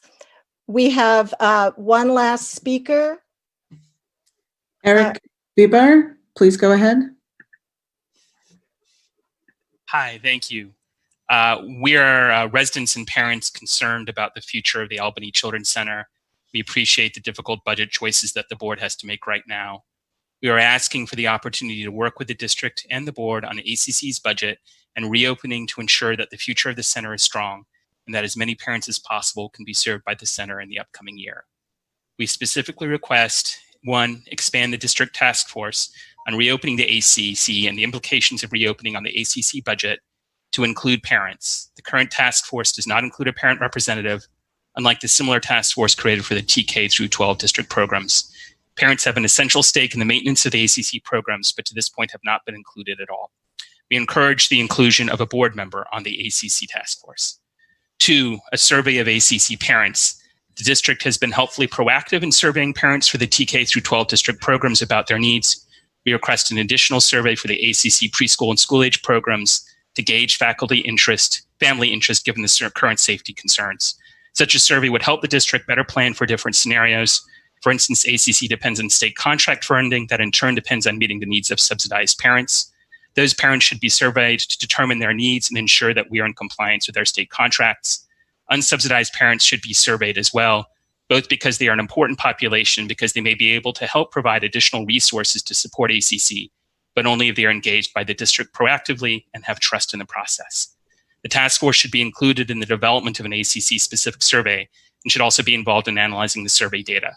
3rd, access experts. The ACC task force currently does not include existing expertise within the district about ACC operations. This is vital because we need someone now who understands state regulations and management details and their implications for the budget and reopening. Given the urgency, only a few people are available immediately with that knowledge. The current ACC director, Anna Mansker, and at least in consultation, Loretta Riga, or a prior director of the program. The requests we are making are consistent with how the district has undertaken planning for its 2K through 12 programs. Thank you, Mr. Bieber.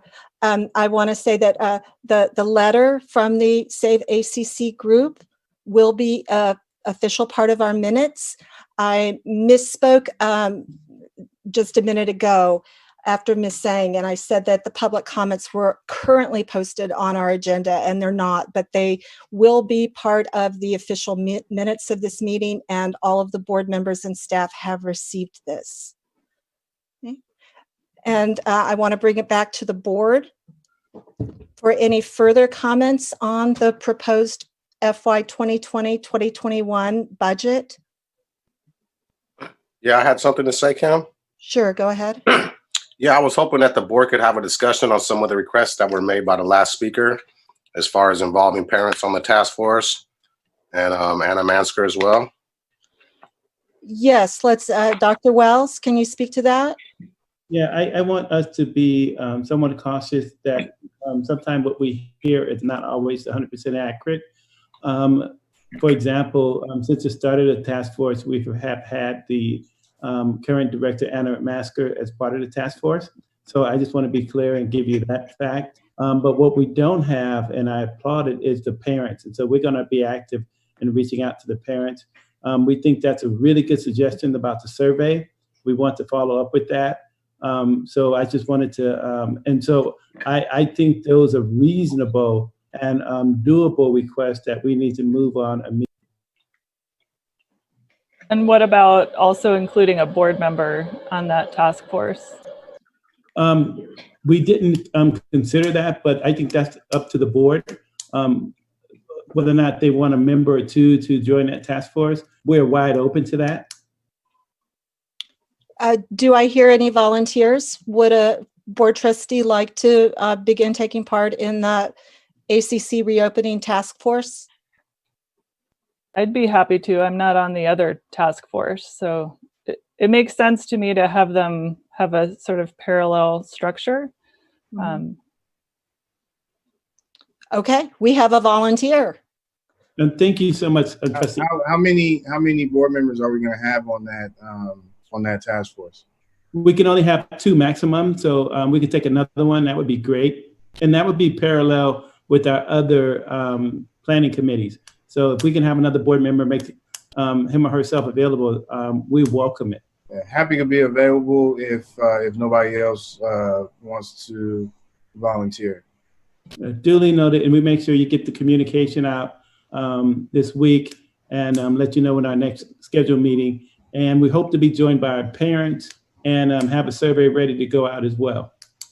Also, quick follow. Did we have another public comment, or did the person just not put their hand down? Oh, that person had already spoken. Yeah. Oh, okay. Yeah. Can I follow up, Kim? Sure. So yeah, I think I heard Frank say that he hopes that there's parents on there, or he thinks it's a good idea, but I'm not sure. I clearly heard that parents will be on there, and that's what I'm kind of looking for. And Trustee Clark, I really appreciate your question. We are committed to actively and assertively recruit parents, and so our commitment is to make sure we have our parents on there starting immediately. It's a great suggestion, and we are going to run with it. Thank you very much. All right. So this, sorry, Bart's going by my house. So this whole discussion, the last few comments also make clear that the July, so next meeting, we have a presentation about reopening. And then July 14th, the board actually decides on a plan for reopening. And obviously we're driven by what we think is the best approach for students and health and teachers and so forth, but there are also significant financial implications for those decisions, both reopening the schools and reopening ACC. So I guess and we have this, the provisional layoffs that we voted on take effect July 31st unless they're rescinded before that date. And all of those things happen before the board discusses the budget again in August. So I guess I'm wondering, when we talk in July about the scenarios for reopening, will we have an updated financial picture that does reflect the financial costs of the scenarios that are being presented, both for ACC, perhaps using some of the models that group put together, and for the overall budget, so that it incorporates some of what we can estimate about all of the different costs, the different staffing configurations, and so forth. I realize the state budget will just have been adopted a couple of weeks before that, but it seems important that we have that information when we're making decisions about how to set up the school year. Thank you, Trustee Hinckley. We plan to have in our scenarios also a budget component so that we can try to, best we can, give enough information for the board to make what I call a limited informed decision, because a lot of things really are contingent upon where we're at budget-wise. Remember, we still have that budget revision mid-August that would probably make some additional changes. So we can only give you what we would have, and part of it would be a projection, some of which would be based on the best guess scenario, depending on the analysis from a number of key organizations about what the state might do. And you know that all too well. So yes, we would come with what's available to make the best decision at that particular time for the board.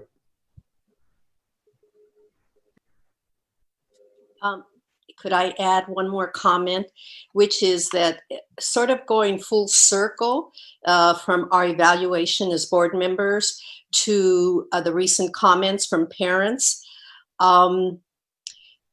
Before that July meeting, when the board is going to be making some decisions around the type of school reopening, given the high concern of parents for ACC, high concern of parents for the reopening of school and what that's going to look like, I had mentioned to the superintendent, and he felt it had to come to the board, but I'm throwing it back on the superintendent, to the possibility of having some kind of open forum for parents to come together to discuss, not in the official committee that we have, the reopening of schools, but rather an avenue for all parents, and maybe we'll get 10, maybe we'll get 20, maybe we'll get 100.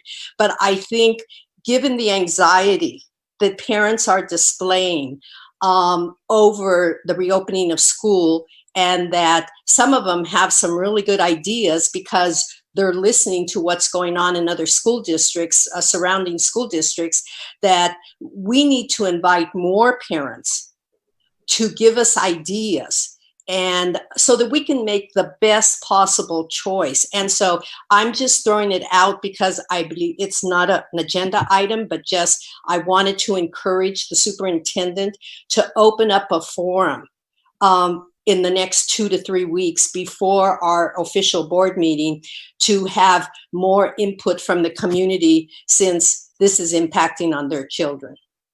I'm Trustee Vice President Durant. I really appreciate you considering all possible venues for people to give input. I agree with that in spirit. The parent who initially made the request, we have one parent, and then we have one trustee, yourself, who is backing that request. I had a chance to speak with the parent yesterday, and upon further reflection, she shared with me that forums in Albany might not be the best venue for voicing that. So she's taken a step back and looking at other ways for parents to have input. And I think it might be good if Marie, our Assistant Superintendent Marie Williams, could spend a moment in terms of the kind of venues we're having currently for input, and to also look at other avenues, including considering a forum, to make sure everybody have an opportunity to weigh in on the best course of action of reopening schools. Yeah, thank you. So I'll just quickly say that the survey that we shared with families a couple weeks ago asked some questions pretty directly about their preference for the 3 scenarios that are under consideration. So one scenario obviously would be having students return to school as they did sort of before the pandemic. Another scenario would include a hybrid model of students going to school at some time and conducting some remote learning. And then the third scenario, for those who aren't familiar, would be a full remote learning scenario. So I want to start by saying that 1,361 responses have been collected for that survey, which I think is a tremendous amount of feedback to get back from parents. In addition to asking questions sort of where they select an option, I did also ask some general questions. One of the general questions is, what feedback do you have for us, or what other things should we be considering around the reopening of schools? And when I printed off that feedback in preparation for the board meeting next week, there were 62 pages of feedback. So there's a lot of feedback there also. In addition to that traditional survey, we also did share the thought exchange in our community, which had hundreds of folks participate in, either by sharing thoughts or by rating the thoughts of others, or simply just engaging, just going and sort of checking it out. And so we have begun to disaggregate that data also, and we'll be bringing those survey results to the board and community also on Tuesday as part of the report. And as previously mentioned, we have results from a student survey that will be incorporated into Tuesday's report, particularly as it pertains to reflections on the spring experience.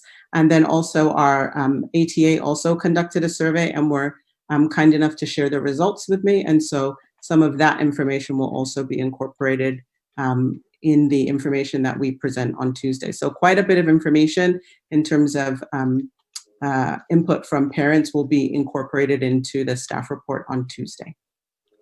Just on Monday, remember Monday, for the viewing audience, we're not having our board meeting on Tuesday. We're having it on Monday, the 22nd. So I don't want people to miss out on Monday and show up on Tuesday and no one's there. And so we may want to remind the viewing audience a number of times, because we typically meet on Tuesday, but on our Next meeting will be Monday. So if we could repeat that throughout the board meeting, it might be a few more times before we close out might be helpful. Thank you. I I don't- apologize for that. Okay, I would like to raise, I don't get why there is resistance around this idea of having a public forum for community, for parents. I understand and I appreciate the surveys that went out and that kind of input, but there are also parents that are not that comfortable with surveys perhaps, and they would like to respond in person or in a more informal, personable way. And I also would like to push us to go beyond the envelope. I mean, we operate the educational system in such a traditional way.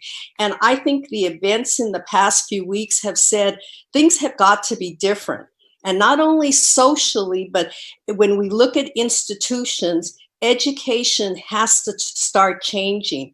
And I think having input from the community, from parents, especially in this moment that is something we've never ever faced before. And for us to try to, to go the traditional routes, I just don't get it, because the superintendent's always talking about transparency, collaboration, communication. But to me, always I sort of feel there's some kind of pushback that no, it has to be done a certain way. And I appreciate all the information you got, and sifting through that information I know is going to take time.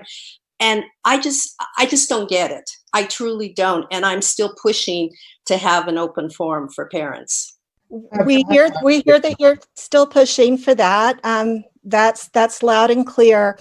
I do think that the thought exchange is definitely not traditional.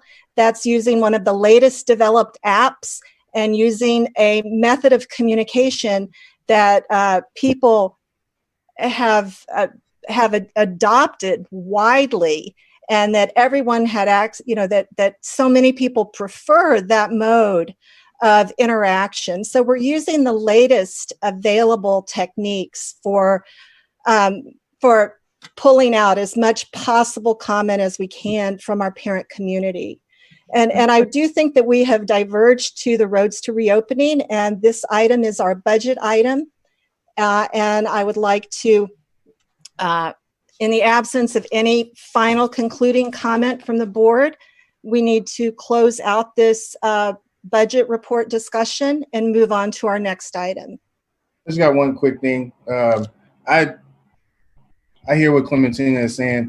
I don't disagree. I think that one idea could be, because I know that we can meet, I know that 2 board members can meet, and that's not any type of Brown Act violation or anything like that. So Clementina, if you wanted to set a time that works best for you and then invite parents to a forum to hear what they have to say, maybe you and I could work out a time that works, and then invite parents to say what's on their mind so that they can have the ear of at least 2 board members. That's not a violation or anything like that. And then I think that will is kind of what you're speaking to. That's a great idea. I had a couple quick ones, Kim. Go ahead. Yeah, I was just wondering, the current Reopening Schools Task Force or Committee, whatever it's called, are there parents on that now? Absolutely, quite a few. Okay, thank you. And the last one would be about the meeting on Monday. I don't want people to be confused either, because they're usually on Tuesdays. This is a request. Could we please send out those emails that we send out to the whole district at least once, telling them that the meeting's on Monday? Yeah, we make sure we do. Thank you for that. We make sure we do at least a couple of times, if not a few. Great suggestion. Absolutely. Thank you. Okay. And we move on to our item 4-3, Budget Advisory Committee Expansion and Role. President Trutain, thank you for that. A few months ago, we were grappling as a board and a superintendent about how best to use the BAC moving forward. So we've held a number of meetings clarifying and articulating first and foremost the purpose, and then getting into the roles and responsibilities, looking at possible timelines and training, and those kinds of things. Trustee Hinckley was taking an active role there and played a significant leadership role in having an adjusted direction moving forward for the BAC that would be useful to the community and the board in terms of giving the board some additional information and perspective around the budget. And so at this time, I'd like to turn it over to Trustee Sarah Hinckley. Thank you. So I think almost all of the board members sat in at least one budget advisory committee meeting over the last year. We had no board members officially on the committee, so it was whoever showed up.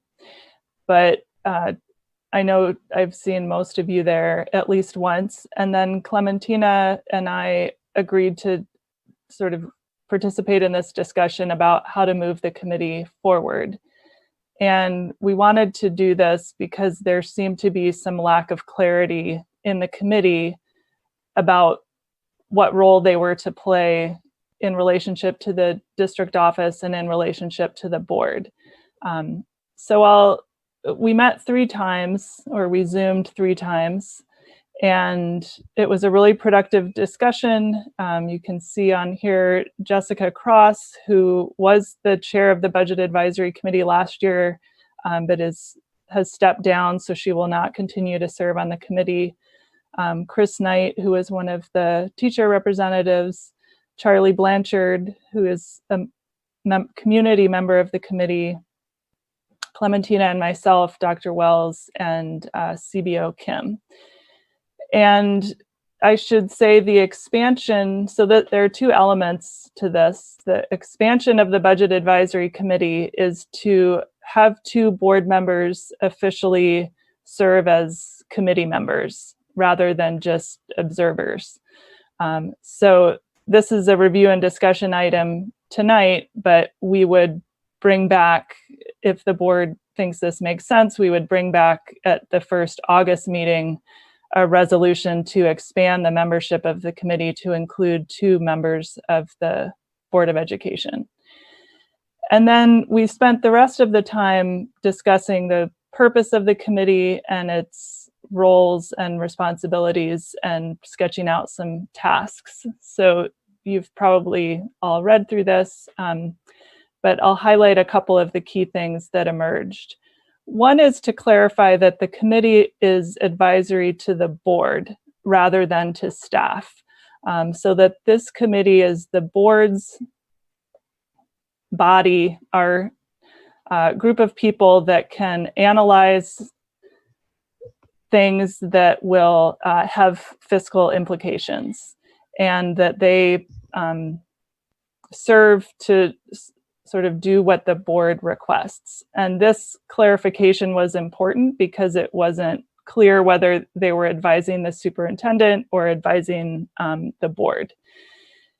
A second thing that came out is that the committee was uncomfortable being in the position of making strong recommendations one way or the other. They preferred to see themselves as analyzing possible scenarios or changes and being a liaison to the community and between the budget and the community, so to speak. So that could involve educating the community. It could involve holding community hearings when we have big decisions to make, or ensuring that they're representing concerns for whatever constituency they represent on the committee.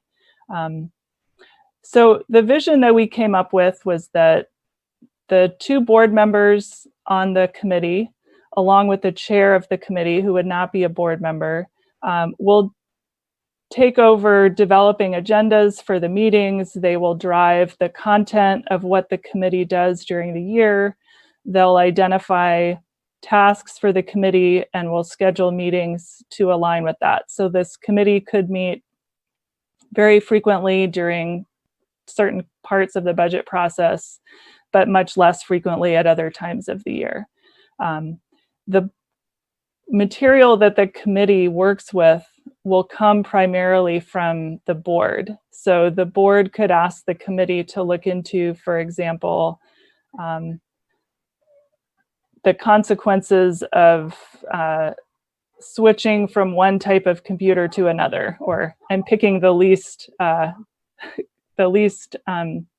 important type of decision, but we would, or tasking them to analyze the financial implications of a different model of delivering special education services, for example,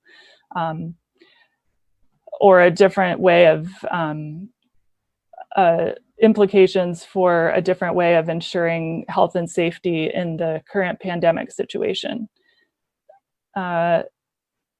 So those are the roles and responsibilities. Can you scroll down to the tasks?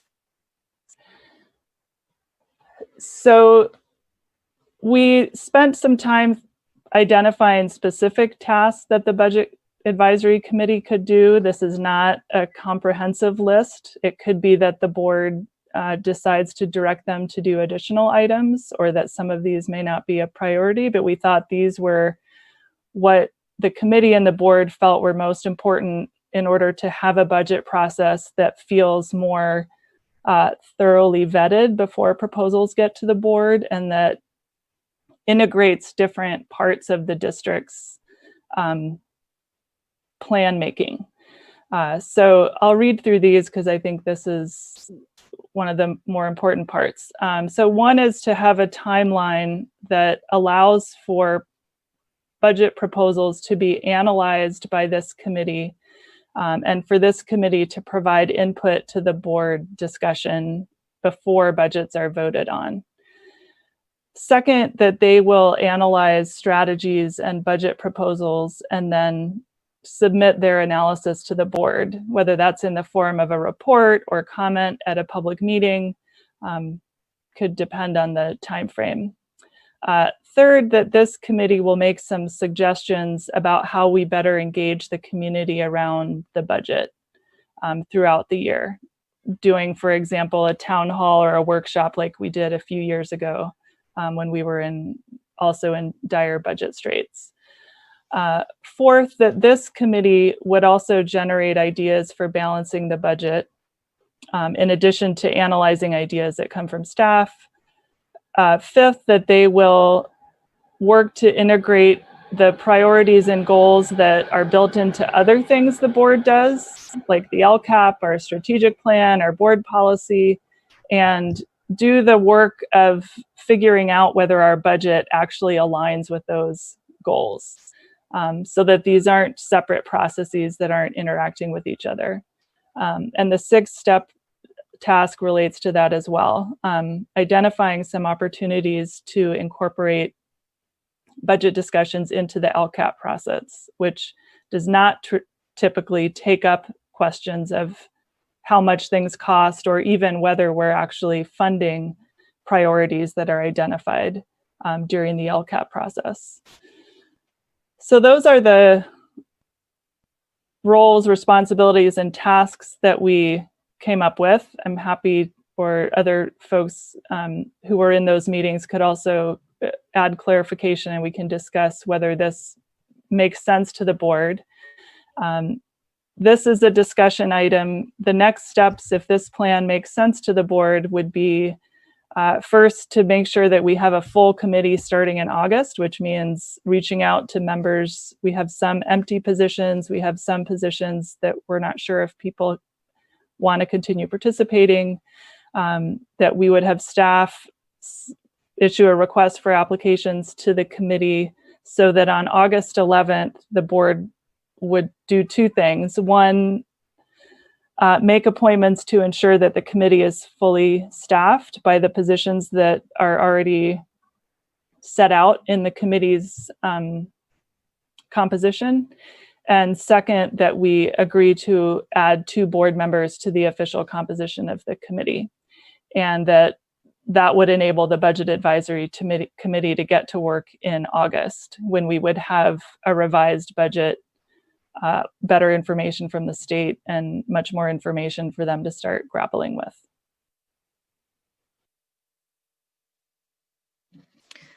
Thank you, Trustee Hinckley. I open it up to the board for any questions.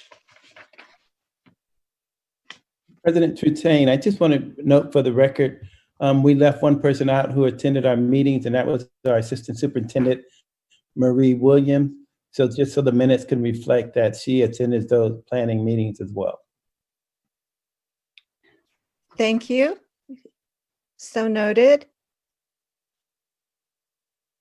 Sorry. Oh. I feel like we may have been missing someone else too, but.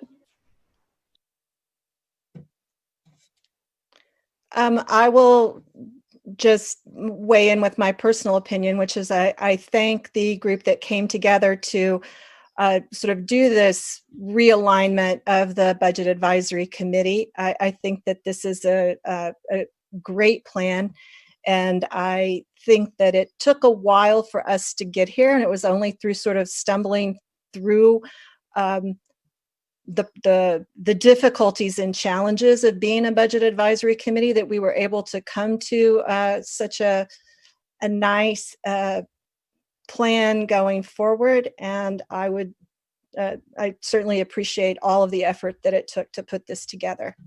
Thank you very much. I would like to add that it was the committee did great work, and in particular, I'd like to acknowledge Sarah for pulling together all the discussion and producing this document that really speaks to all the thoughtfulness that went on. This is a really key group that we need to advise the board in the future. So thank you, Sarah, for all the work you did, as well as everyone else who attended the meetings. There's no further board comment. I'd like to open up this item for public comment. Great. First speaker is Desiree Moret. Hi. So I kind of want to ask almost the same question that I asked previously, but I'll just break it down in layman's terms. So for this committee, it was seen that certain expenditures that AUSD has been making and or will make, let's say, for example, PG&E, how do you get those costs down for each of your sites so therefore the district can save money? Another example, reimbursing certain items. If the district cannot afford that, then you have to tell somebody, no, we can't afford it. And that cuts down on your budget. So I did hear from CBO Kim, her answer last time, and President Trutain, which I don't want to necessarily say that is what you answered is invalid, but it really doesn't answer my question. There are certain expenditures, but just besides actual positions in this district that the district is making clearly that are over budget. So this committee specifically and the budget, the district, what are you guys going to do to lessen your overspending? Utilities, printing costs, all those things. That's what I want to know. Just back to the straight basics. You know you don't have it. What are you going to tell these sites, when or if school reopens, we don't have money for that? That's what I want to hear. I don't want to hear scripted. I want to hear what we've done. I just want to hear from now forward, going forward, what are you going to do? All right. Thank you very much, Ms. Murray. Okay. CBO Kim, do we have, would you like to make a response to, I know that all of our other bills combined comprise 14% of the budget, and our staff, our salary and benefits is 86%. So we certainly acknowledge that our greatest cost is salary and benefits. But is there an effort to make sure that we're cutting it as lean as possible on our other 14%? Sure. I think that study has been done before my time, but we can certainly look at it again. Okay. So that's I think another board member had asked earlier, what are the kinds of things this committee would do? And this is an example of the board would decide to direct the committee to look into, for example, energy usage or copying, or I think one of the things the committee struggled with was whether they were supposed to identify what they should be looking at. And it became clear that they could spend a lot of time looking at something that actually accounted for a very, very small amount of money. So part of putting the board in more of a position to drive the agenda of that committee is so that we can identify what are the places for potential savings that actually do account for larger amounts of the budget. And I think this also illustrates the importance of having a committee that can help communicate to the community what school finance is about, why, you know, there isn't a single district in the state of California that is not running a deficit every year. And I think that's, you know, it's hard for people to understand, and yet it is our reality. And so I think being able to have this committee do some of that education work is also helpful. This is a good example of why we need this committee to work effectively. Thank you. I'd like to jump in quick here. Sure, go ahead. Yeah, as far as the last member of the public who spoke, as far as moving forward on ways of trying to save some money, I think the board should seriously look at how much we spend on lawyers' fees. I know some of them are necessary, but I think we should really take a deep look at, in my opinion, our overuse of lawyers. So that's a suggestion for the board moving forward to try to save some money.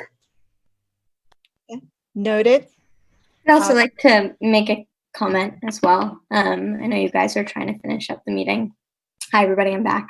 I think that aside from what the previous speaker or who the person who had commented from the public had said, aside from the actual content of what she had said, I think that there was a lot of confusion that's shared by a lot of members of the public right now about what are we actually doing and what are we going to be doing in the future. And obviously right now is an incredibly confusing time for everybody because we're getting mixed messages as well, not just within the district, but from other sources of funding. And so it makes sense. But I think that there's just so many people that I've talked to who seem to be so confused about what we actually are doing.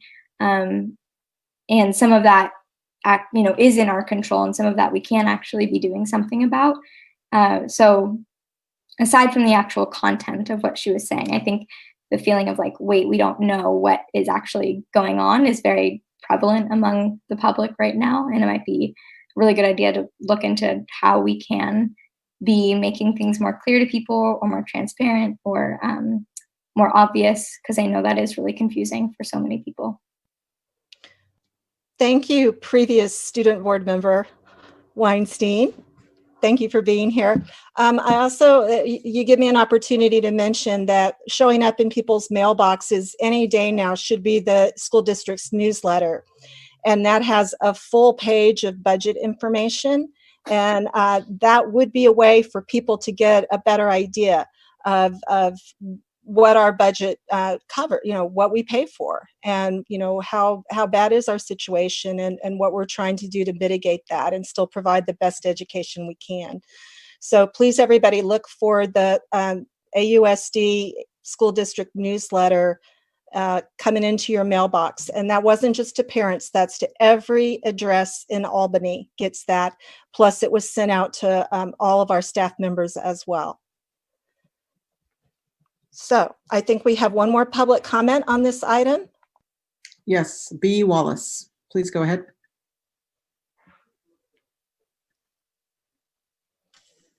Hi, can you hear me? Great, thank you. Hi, my name's Ben Wallace. I've been on the budget committee. I was actually the vice chair for a while. I'm not sure what the current status is. Because the last correspondence I recall receiving was that all of the meetings for the rest of the year were canceled and that Jessica Cross had resigned as president. So I'm not sure what the status of things is, but it's interesting to know that there's a subcommittee that formed and it's an interesting proposal. I think certainly having board members on the committee sounds like a good idea, and especially if it means that it's something that the board will really be embracing.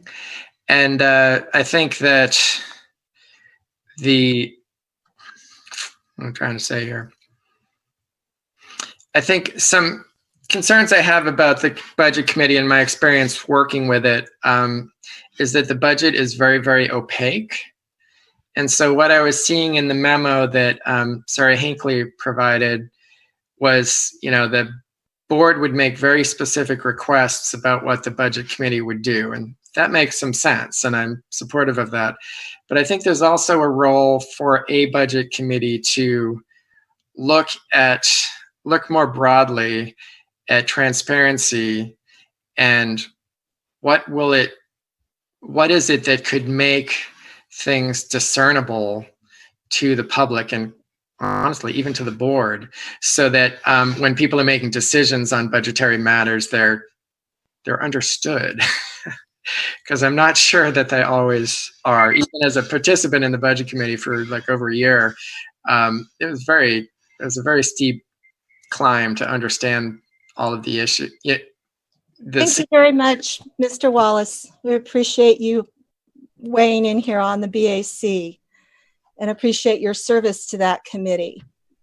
Ms. Tutane, I'm just wondering if Mr. Wallace, if he has his ideas written, if he could send that to the board or to the BAC as food for thought going forward, because I know he was on the committee for quite a while, and I think he has a lot of reflections and ideas to offer us, so it'll be better going forward. Great idea. I would encourage Mr. Wallace to do that. Okay. Okay. So it sounds like the board will expect to see a resolution about the Budget Advisory Committee coming forward in August to us. Can I just get some head shakes to acknowledge that? Yes, that is the plan. Okay, great. And so I'm gonna adjourn open session in a moment, but then I'm going to open closed session on this same call and give us an opportunity to have any public comment openly on our closed session item. So I adjourn open session and I convene our closed session. Our closed session item is personnel. This is item 2-1, discussion of superintendent evaluation. So if there's any member of the public that would like to comment on our discussion of superintendent evaluation, now is the time to raise your hand.